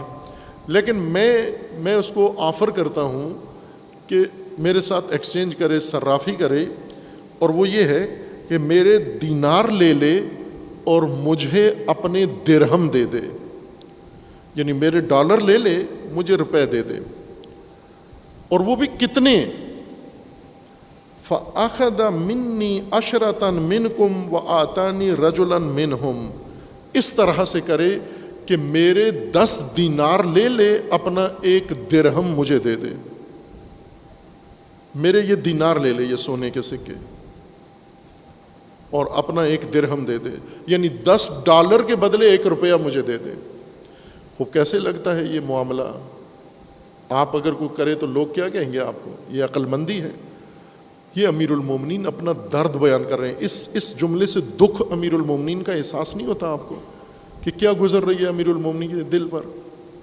امیر المومنین فرماتے ہیں تم حق پر ہو، تم بہترین ہو، لیکن جب اپنے رہبر کے مطیع نہیں ہو، اس کی بات نہیں مانتے، تو کس کام کے ہو یہ دینار؟ ان دیناروں کو میں کیا کروں؟ اور وہ درہم، وہ باطل پہ اس کے پیروکار، انہیں جو ہی وہ اشارہ کرتا ہے وہ وقت ضائع کیے بغیر نہ دن دیکھتے ہیں نہ رات، اور آ کر اپنے پیشوا کی بات عملی کرتے ہیں. یا اہل الکوفہ منیت منکم بثلاث و اثنتین، کوفیو میں تم میں مبتلا ہو گیا ہوں 3 اور 2 مسائل میں الجھ گیا ہوں تمہارے ساتھ. 3 مسائل اور 2 مسائل، ان میں الجھ گیا ہوں. سم ذو اسماء، ایک یہ ہے کہ تم کان رکھنے والے بہرے ہو. تضاد، کان ہیں سنتے ہو لیکن بہرے ہو. ظاہر ہے جو چیز سننی چاہیے اور سن کر ماننی چاہیے اور عمل کرنا چاہیے، اگر وہ نہیں کرتے تو بہرے ہو. ایسا ہی ہے جیسے نہیں سنتے ہو. تم وہ بہرے ہو، اسم ہو، جو کان رکھتے ہیں، ذو اسما ہیں. و بکمن ذو کلامن، تم بولنے والے، گفتگو کرنے والے، تنطق کرنے والے، کلام کرنے والے گنگے ہو تم. اس لیے کہ جب انسان کو وقت پر جو بات کرنی چاہیے اگر وہ نہ کرے تو گنگا ہی ہے، بے موقع جتنی آوازیں نکالتا رہے، شور شرابہ کرتا رہے. وَأُمْيٌ ذَوُو أَبْصَارٍ، تم آنکھوں والے اندھے ہو، نابینا ہو. لا احرار صدق عند اللقاء، امیر المومنین فرماتے ہیں کہ اور تم سچے وہ جوان مرد نہیں ہو کہ جن کے ذریعے وقت آنے پر، لقاء یعنی موقع آ جائے، وقت آنے پر تم سچے جوان مرد نہیں ہو. وقت آنے پر، بے وقت کے تم بڑے جذباتی ہو، وقت آنے پر تم جوان مرد نہیں ہو، قابل بھروسہ نہیں ہو. ولا اخوان ثقۃ عند البلاء، اور نہ ہی آپ مصیبت کے وقت سہارا دینے والے، بھروسہ والے ساتھی ہو. تاربت ایدیکم، تم یا اشباہ الابل غاب عنہم، تم وہ لوگ ہو جن کے چرواہے گم ہو چکے ہوں. تم وہ ریوڑ، اس پچھلے خطبے میں بھی امیر المومنین نے یہی فرمایا تھا، تم وہ اونٹوں کے ریوڑ، اس اونٹوں کے ریوڑ کی طرح ہو جن کے چرواہے گم ہو چکے ہوں. غاب عنہا رعاتھا کلما جمعت من جانب تفرقت من جانب آخر، جب اس ریوڑ کو ایک طرف سے اکٹھا کیا جاتا ہے دوسری طرف سے منتشر ہو جاتا ہے. واللہ لکأنی بکم فیما اخالو ان لو حمس الوغا وحم الزراب قد انفرجتم عن ابن ابی طالب انفراج المرأۃ عن قبلها. امیر المومنین فرماتے ہیں کہ مجھے یقین ہے، خدا کی قسم، میرا تمہارے بارے میں یہ خیال ہے، میرا تمہارے بارے میں یہ اعتقاد ہے. کیا ہے کہ اگر جنگ شدت اختیار کر جائے، لکأنی بکم فیما اخال، میں جو تمہارے بارے میں خیال سوچ رکھتا ہوں وہ یہ ہے، تمہیں دیکھ کر تمہاری حرکات سکنات، تمہارے رویوں کے بعد جو مجھے تمہارے بارے میں رائے بنی ہے وہ یہ ہے کہ اگر لو حمس الوغا وحم الزراب، جب تلواریں چلیں گی، جب جنگ چھڑے گی، جب جنگ کے شعلے اٹھیں گے، قد انفرج تم دور ہو جاؤ گے، فرجہ قائم ہو جائے گا، بالکل دور ہو کے علیحدہ ہو جاؤ گے. ان ابن ابی طالب، ابن ابی طالب سے تم دور ہو جاؤ گے. انفراج المرأۃ عن قبلها، اس کا ترجمہ مترجمین نے 2 طرح سے کیا ہے کہ تم اس طرح سے علی ابن ابی طالب سے دور ہو جاؤ گے جس طرح بچہ ماں کے پیٹ سے جنم لینے کے بعد دور ہو جاتا ہے، کٹ کے علیحدہ ہو جاتا ہے. لیکن بعض نے اس کی تشریح یہ کی ہے کہ نہ، یہ تمثیل اس طرح سے بیان کی جا رہی ہے کہ جس طرح سے عورت اپنی ماہواری کا کپڑا جو گندا ہو جاتا ہے، پلید ہو جاتا ہے، وہ پھینک دیتی ہے دور، پھر اس کو نہ دیکھتی ہے نہ ہاتھ لگاتی ہے، وہ قابل استعمال نہیں ہوتا، اس طرح سے تم مجھ سے دور ہو جاؤ گے۔ وَإِنِّي لَعَلَىٰ بَيِّنَةٍ مِّن رَبِّي، اور تمہیں جانتے ہو تم کہ میں اپنے رب کی طرف سے بینہ رکھتا ہوں، نشانی رکھتا ہوں، واضح ثبوت رکھتا ہوں، حکم رکھتا ہوں۔ وَمِنْهَاجٍ مِّن نَبِيٍّ، اور میں اپنے نبی کی طرف سے میں سنت و راستہ اور طریقہ رکھتا ہوں۔ وَإِنِّي لَعَلَى الطَّرِيقِ الْوَاضِحِ أَلْقُطُهُ لَقْطًا، اور میں حق کی راستے پر ہمیشہ قائم ہوں، ہمیشہ حق کے راستے پر میں قائم ہوں، اور جہاں پر بھی تمہیں دیکھو گے مجھے اسی راستے پر قائم پاؤ گے۔ انظروا اہل بیت نبیکم فالزموا صمتہم۔ ایسے تضاد کے عالم میں، ایسے بحران میں پاکستان کے شیعوں کیا کرو؟ انظروا اہل بیت نبیکم، اپنے نبی کے اہل بیت کی طرف دیکھو، فالزموا صمتہم، ان کی جہت اپناؤ، ان کا موقف اپناؤ، ان کی لائن اپناؤ۔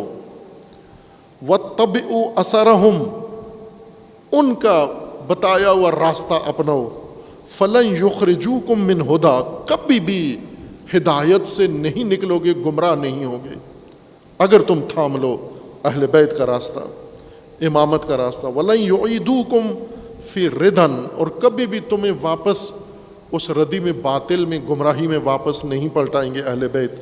فَإِن لَبَدُوا فَالْبَدُوا وَإِن نَّهَزُوا فَانْهَزُوا، کس طرح؟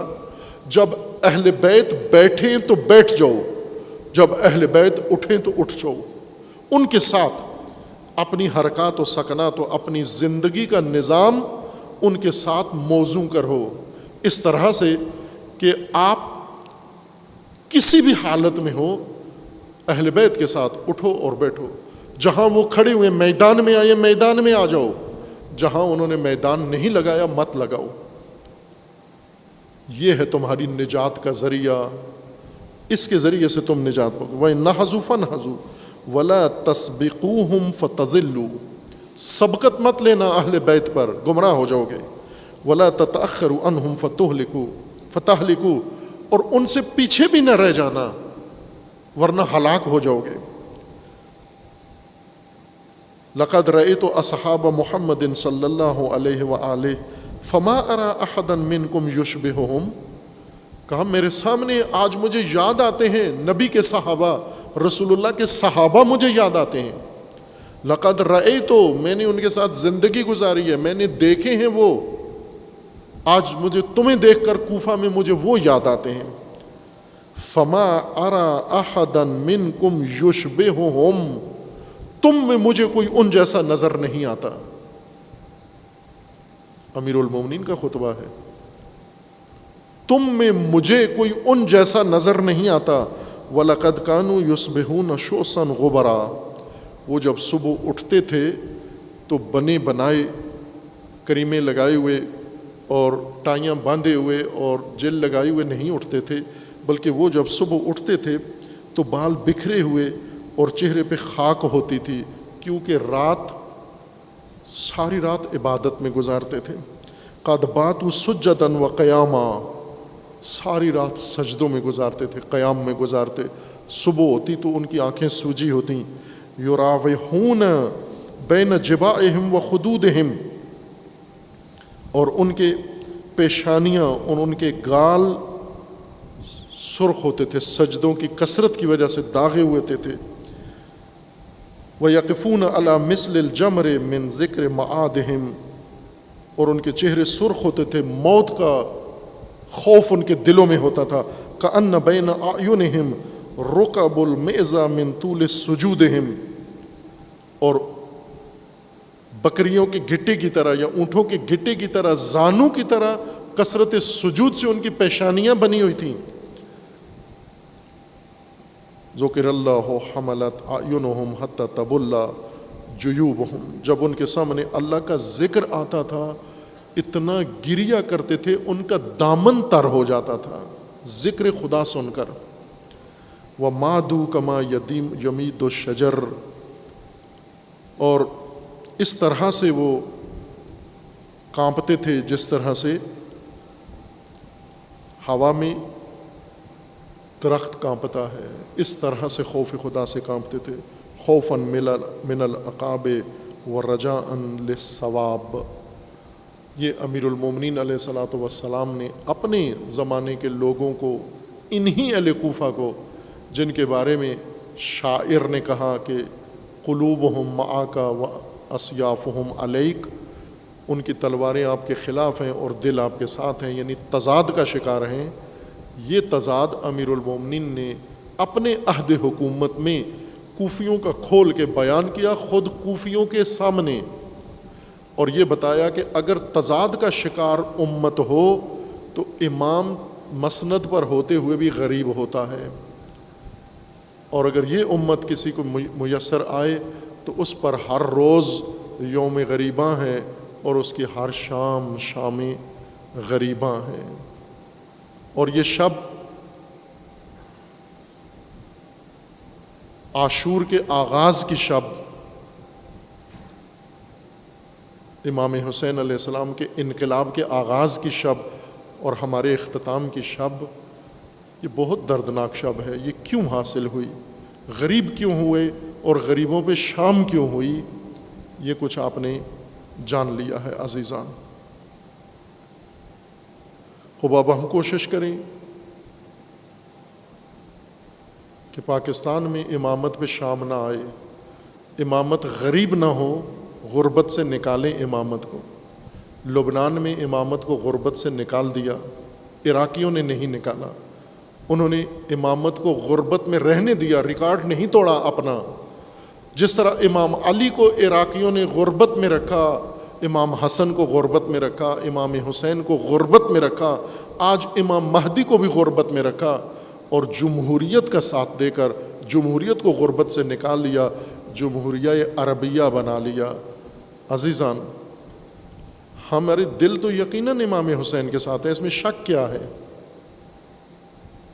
لیکن دل کے علاوہ بھی سارا کچھ حسین کے لیے ہو، وقت بھی حسین کا ہو، توانائیاں بھی امام حسین کے لیے ہوں، کوششیں بھی امام حسین کے لیے ہوں، اولادیں بھی امام حسین کے لیے ہوں، جہت بھی امام حسین والی ہو۔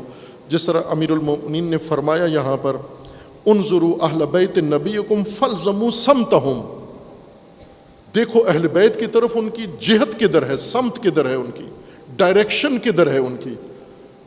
خوب کربلا میں امام حسین کی ڈائریکشن دیکھ لو کدھر ہے۔ اور اس کے بعد یہ جو جواز لے لیے ہیں ہم نے یزیدیت کو قبول کرنے کے اور تضاد کے، یہ آج رات پھاڑ دو، ختم کر دو، یہ ناجائز ہیں سب۔ میں پہلے اس موضوع پر مفصل اشرح پڑھ چکا ہوں کہ جتنے جواز بنائے گئے تھے بنو امیہ کے زمانے میں، مسلمانوں نے لے رکھے تھے، امام حسین نے یک قلم سب فتوے باطل کر دیے، سب فتوے باطل کر دیے، سارے جواز پھاڑ دیے، لوگوں نے دوبارہ کربلا کے بعد پھر بنا لیے۔ آج ہمیں وہ ختم کرنے ہیں وہ جواز، صرف ایک راستہ، امام حسین علیہ الصلاۃ والسلام کا راستہ۔ امام حسین پر رو لینے سے ہم کہیں بھی نہیں پہنچ سکتے، چونکہ امام اگر صرف رونا مانگتے یا بیویوں کو صرف رونا چاہیے ہوتا، رونے کے لیے اتنا مہنگا کام نہیں کرنا پڑتا عزیزان، سستے میں بھی رونا ہو سکتا تھا۔ لیکن یہ جو سب کچھ پیش کیا، یہ کسی اور مقصد کے لیے پیش کیا تھا۔ رونا اس کا حصہ ہے، یہ رونا احساسات کا رونا نہیں ہے، مقصد کا رونا ہے۔ مقصد کے رونے میں پیغام ہوتا ہے، مقصد کے رونے میں ایک جہت ہوتی ہے، مقصد کے رونے کا ایک نتیجہ ہوتا ہے۔ جب گریہ کرتا ہے انسان کو رونا آتا ہے تو اس رونے سے انسان کو ایک جہت مل جاتی ہے۔ آج ہم سنیں یہ واقعات شام غریباں کے، اور پھر جہت اپنی اسی شام اپنے لیے معین کر لیں عزیزان۔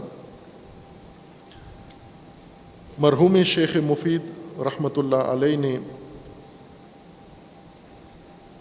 مقتل مکمل تحریر فرمایا ہے، ہم اس کے ابتدائی شب عاشور تک کے مطالب ملاحظہ کیے ہیں. میں ایک دو روایات شام غریبہ کی اس مقتل سے آپ کے لیے عرض کرتا ہوں.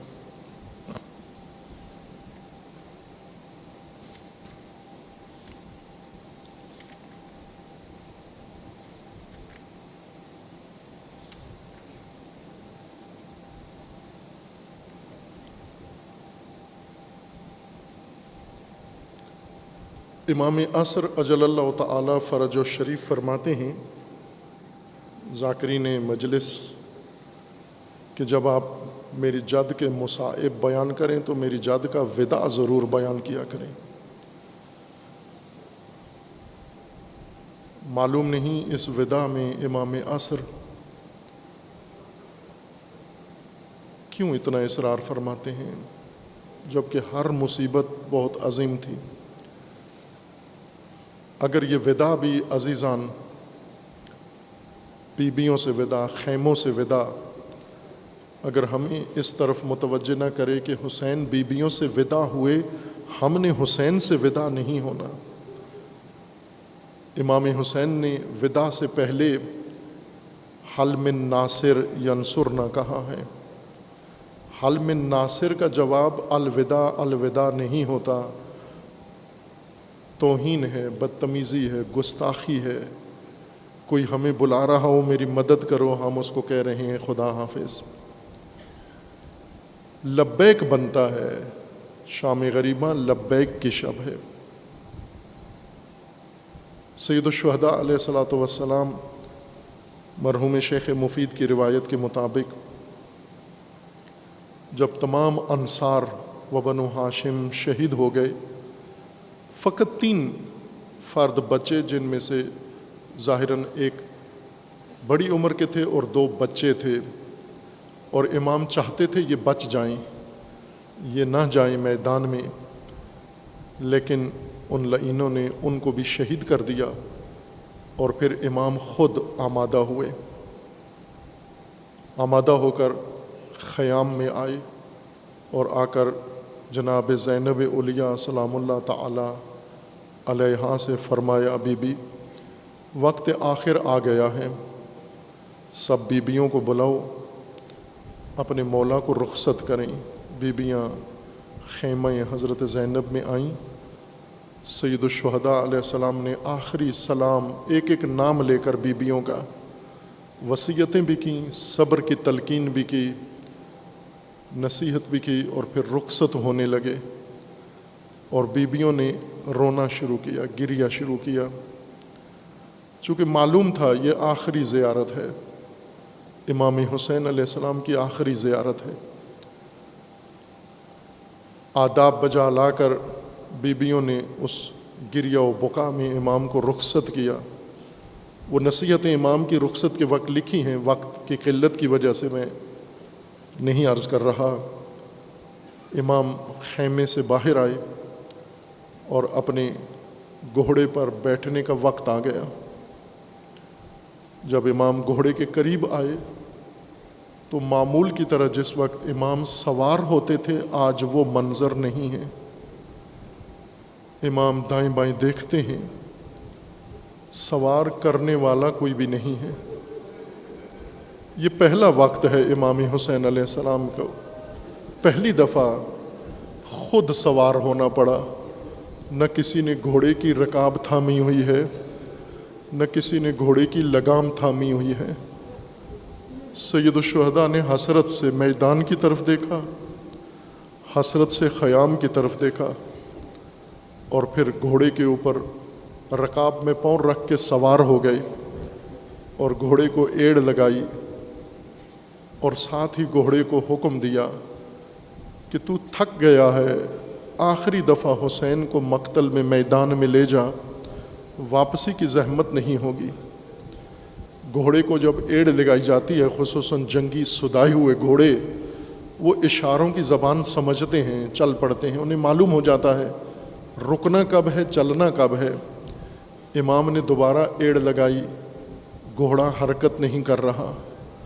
امام نے پھر گھوڑے کو خطاب کیا، اے راہوار مجھے معلوم ہے تو تھک گیا ہے، صبح سے میرے ساتھ تو مقتل میں جا رہا ہے، مقتل سے آ رہا ہے، لاشیں اٹھا اٹھا کے میرے ساتھ لا رہا ہے، تو بھی پیاسا ہے 3 دن کا، نہ تجھے پانی ملا نہ تجھے خوراک ملی، تھک گیا ہے، خستہ ہے تو، لیکن یہ آخری سفر ہے تیرا، پھر اس کے بعد تو راحت ہو جائے گا۔ لیکن گھوڑا چلتا نہیں ہے، قدم نہیں اٹھاتا۔ امام نے گھوڑے کی نگاہوں کو دیکھا کہ مسلسل زمین کی طرف، اپنے پاؤں کی طرف دیکھ رہا ہے۔ جب امام علیہ السلام نے گھوڑے کی نگاہوں کا تعاقب کیا اور گھوڑے کے اگلی پاؤں پہ نگاہ پڑی، پھر امام زین پہ نہیں بیٹھ سکے، زین چھوٹ گئی۔ امام مظلوم، امام تنہا، امام غریب،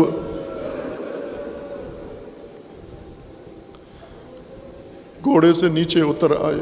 اتر کر کیا منظر دیکھتے ہیں، گھوڑے کی پاؤں میں امام کی وہ معصوم لاڈلی چھوٹی بیٹی گھوڑے کے پاؤں سے لپٹ کر فریادیں کر رہی ہے، بین کر رہی ہے، بار بار گھوڑے کو خطاب کر رہی ہے، میرے بابا کے گھوڑے، میرے بابا کو نہ لے کے جانا، میں صبح سے دیکھ رہی ہوں، جو گیا واپس نہیں آیا، خدا را میرے بابا کو لے کر نہ جانا۔ میں نے دیکھا کوئی بھی واپس نہیں آیا، بھیا اکبر واپس نہیں آئے، چچا عباس واپس نہیں آئے۔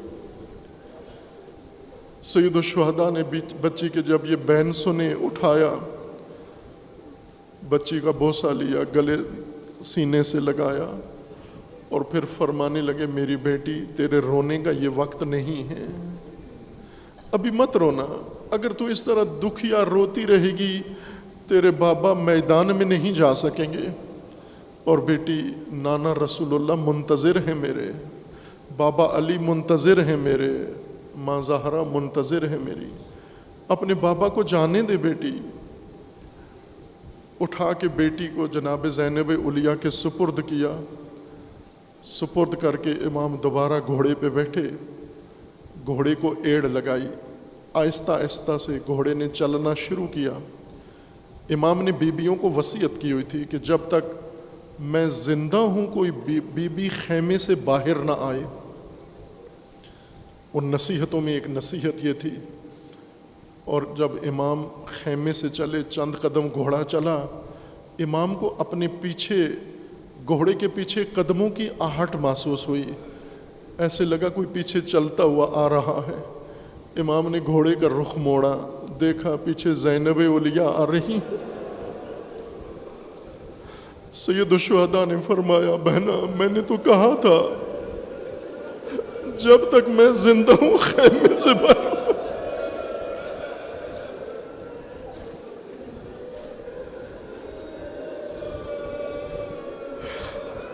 میری بیٹی خیمے سے باہر نہ آنا۔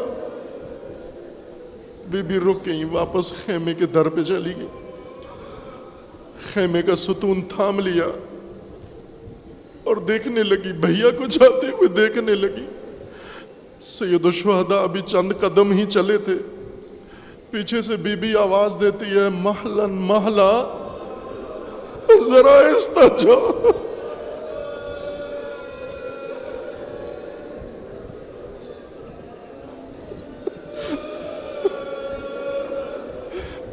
محلن محلا یا ابن زہرا، فاطمہ کے بیٹے، اتنی بھی کیا جلدی ہے جانے میں، ذرا آہستہ جا، محلن محلا۔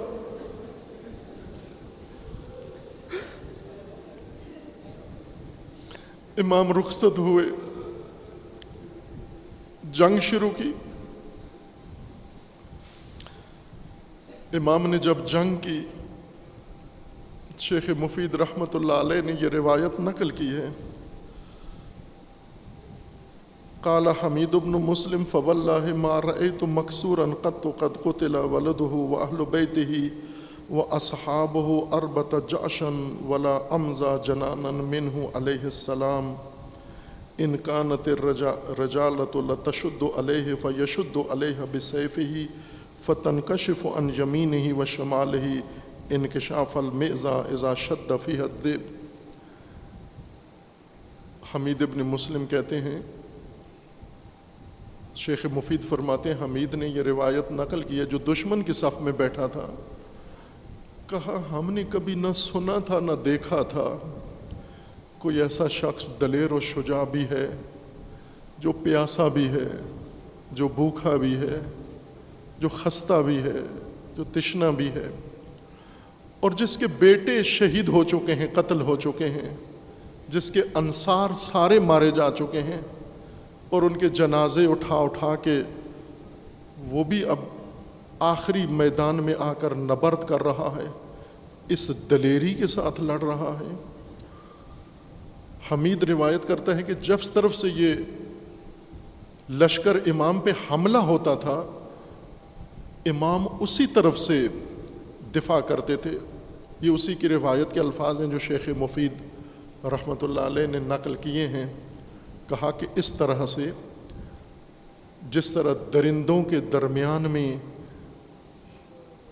ایک بے دفاع حیوان جب اسیر ہو جاتا ہے اور چاروں طرف سے درندے لپکتے ہیں اس کے اوپر اور وہ گھوم گھوم کر ان کا دفاع کرتا ہے، کہا ہم نے امام کو اس طرح سے لڑتے ہوئے دیکھا، چاروں طرف سے نرغہ ہے، چاروں طرف سے حصار ہے، ہر طرف سے حملہ ہے، اور امام گھوم گھوم کر کبھی سامنے کا حملہ روکتے ہیں، کبھی دائیں جانب کا حملہ روکتے ہیں، کبھی بائیں جانب کا حملہ روکتے ہیں۔ ایسے میں شمر لعین دیکھ کر کہتا ہے تمہیں معلوم نہیں ہے یہ کس کا بیٹا ہے؟ یہ علی کا بیٹا ہے، یہ علی کا شجاع بیٹا ہے، یہ علی کا غیرت مند بیٹا ہے، یہ علی کا دلیر بیٹا ہے۔ تم یہ نہ سمجھو پیاسا ہے، تھکا ہوا ہے، آسانی سے اس پر غلبہ پالو گے۔ اس لعین نے اعلان کیا کہ حسین کو چھوڑو، حسین کے خیموں کا رخ کرو۔ جب یہ جملہ سننا تھا، امام حسین علیہ السلام نے سننا تھا، فوراً جنگ روک کر ندا دی، الا یا آل ابی سفیان، اے ابی سفیان کی آل، خبردار، اگر تم میں غیرت دین نہیں ہے، دین نہیں ہے تو تمہارا دنیا میں احرار آزاد مرد بنو۔ جب تک میں زندہ ہوں کسی کی جرت نہیں ہے میرے خیمے کی طرف نگاہ کر سکے۔ امام نے دوبارہ خیام سے روک کر ان کو پھر جنگ شروع کی۔ جناب زینب علیہ خیمے میں امام حسین علیہ السلام کی تکبیرات سن رہی ہیں۔ جب بھی امام حسین علیہ السلام حملہ کرتے، ان لعینوں کے اوپر 7 تکبیر لگاتے، اللہ اکبر۔ اس وقت زینب علیہ کو تسلی ہو جاتی، میرا بھیا زندہ ہے۔ پھر خاموشی چھا جاتی، پھر بی بی مضطرب ہو جاتی۔ تھوڑی دیر کے بعد پھر مقتل سے آواز آتی، اللہ اکبر۔ بی بی پھر مطمئن ہو جاتی، میرا حسین ابھی زندہ ہے۔ لیکن ناگہان تکبیر آنا بند ہوئی اور کربلا کے میدان میں ایک شور اٹھا۔ جب تکبیر کی آواز ختم ہوئی اور شور اٹھا، اب بی بی خیمے میں نہیں رہ سکی، خیمہ چھوٹ گیا۔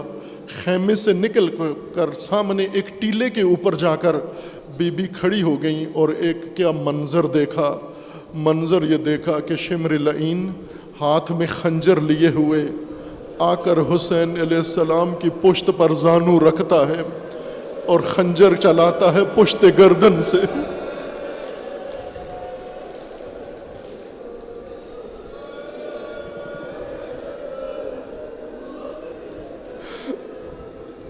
پشت گردن سے خنجر چلاتا ہے۔ خنجر کی ضربیں دیکھ کر بی بی تلے زینبیہ پر کھڑے ہو کر بلند آواز سے فرماتی ہیں، اے عمر سعد لعین، کیا تو نہیں دیکھتا اس ملعون نے کہاں پور رکھ دیا ہے؟ اے لعین تو نہیں دیکھتا، اس نے بوسہ گائے نبی پہ پاؤں رکھ دیا ہے، اس نے بوسہ گائے فاطمہ پہ پاؤں رکھ دیا ہے۔ یہ منظر بی بی دیکھتی رہیں، وہ لعین خنجر چلاتا رہا، عمر سعد خاموش دیکھتا رہا، آگے نہیں بڑھا، بی بی کی فریادوں کی طرف توجہ نہیں کی۔ اور پھر ناگہان کربلا کے مقتل میں ایک ندا بلند ہوئی، قد قتل الحسین۔ اس لعین نے سر اقدس امام کو جدا کیا اور بی بی نے فریادیں کی، واہ محمدہ، واہ حسینہ، واہ مصیبتہ۔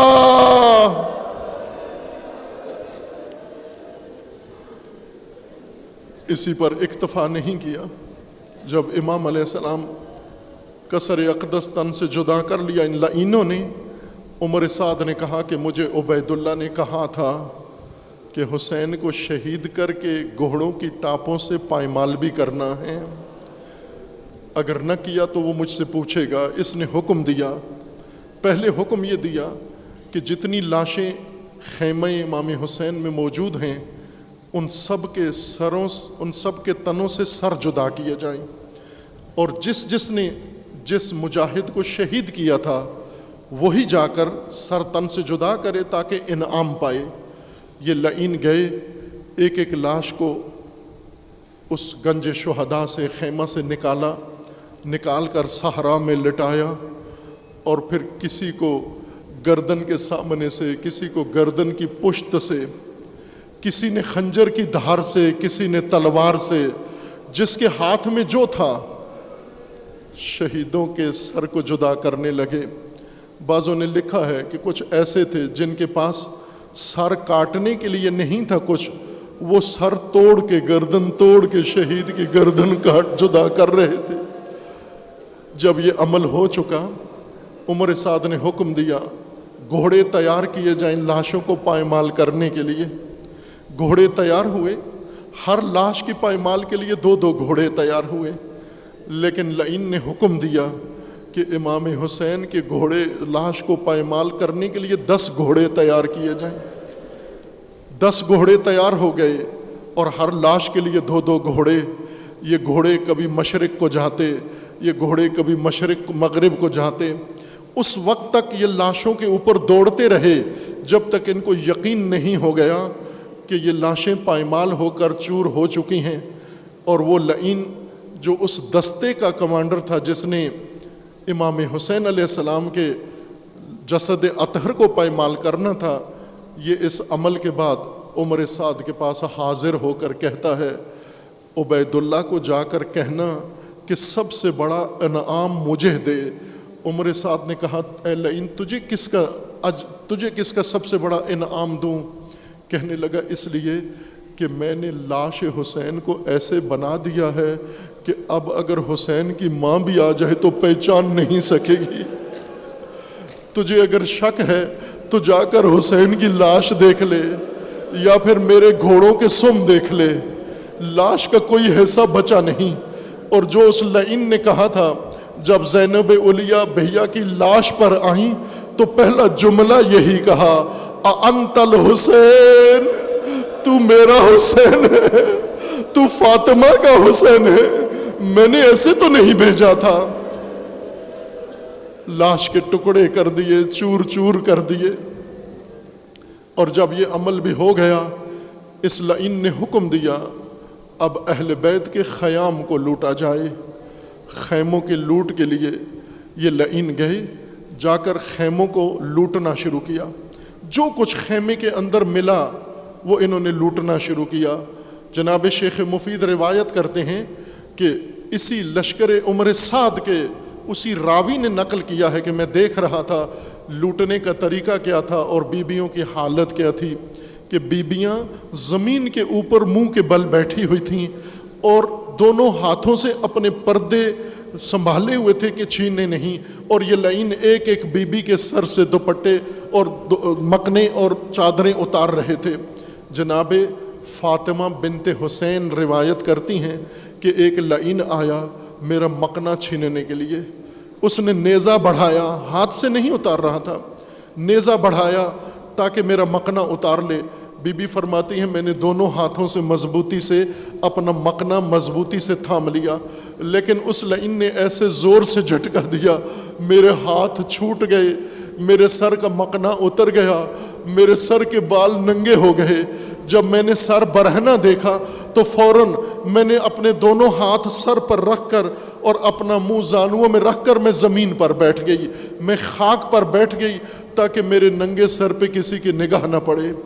بی بی فرماتی ہیں پھر میں چیخ و پکار سنتی رہی، پھر میں شور شرابہ سنتی رہی، میں بچوں کے رونے کی آوازیں سنتی رہی، میں گھوڑوں کے دوڑنے کی آوازیں سنتی رہی، لیکن چونکہ میرا سر برہنہ تھا اس لیے میں نے اپنا سر نہیں اٹھایا کہ کوئی نامحرم دیکھ نہ لے مجھے برہنہ سر۔ بی بی فرماتی ہے اتنے میں شور کم ہو گیا، شور کم ہوا، چیخ و پکار کم ہو گئی، تھوڑی سی سکوت طاری ہوا۔ اس اثنا میں بھی میں نے سر نہیں اٹھایا، ایک ہاتھ میرے کندھے پہ پڑا اور آواز آئی، بیٹا فاطمہ اب سر اٹھا لو، لعین چلے گئے ہیں، انہیں جو کرنا تھا کر گئے، اب آپ سر اٹھا لو۔ بی بی فرماتی ہیں میں نے یہ آواز پہچان لی، یہ میری پھوپھی زینب کی آواز تھی۔ میں نے آواز پہچان کر پھر بھی سر نہیں اٹھایا، تو میں نے پھوپھی سے عرض کیا، پھوپھی اماں آپ دیکھ تو رہی ہیں میرے سر پہ مکنا نہیں ہے، میرے سر پہ ردا نہیں ہے، اگر میں نے سر اٹھایا یہ لعینوں کی نگاہ پڑ جائے گی میرے برہنہ سر پر۔ بی بی فرماتی ہیں مجھے پھوپھی نے کہا، بیٹی فاطمہ میں ضرور آپ کو چادر لا دوں گی، صرف ایک دفعہ سر اٹھا کر نگاہ اٹھا کر ذرا مجھے دیکھ لے۔ بی بی فاطمہ فرماتی میں نے پھوپھی کی بات کی اطاعت کی، اپنے ہاتھ سر پر ہی رکھے، صرف منہ زانووں سے اٹھایا اور نگاہ پھیر کے پھوپھی کی طرف دیکھا تو پھر میری فریاد نکل گئی، پھوپھی اماں یہ آپ کی ردا بھی لوٹ کر لے گئے۔ بی بی فرماتی ہیں پھر جن ہاتھوں سے میں نے سر چھپایا تھا انہی ہاتھوں سے میں نے سر پیٹنا شروع کیا۔ واہ مظلومہ، واہ مصیبتہ، واہ فاطمہ، ماتم حسین۔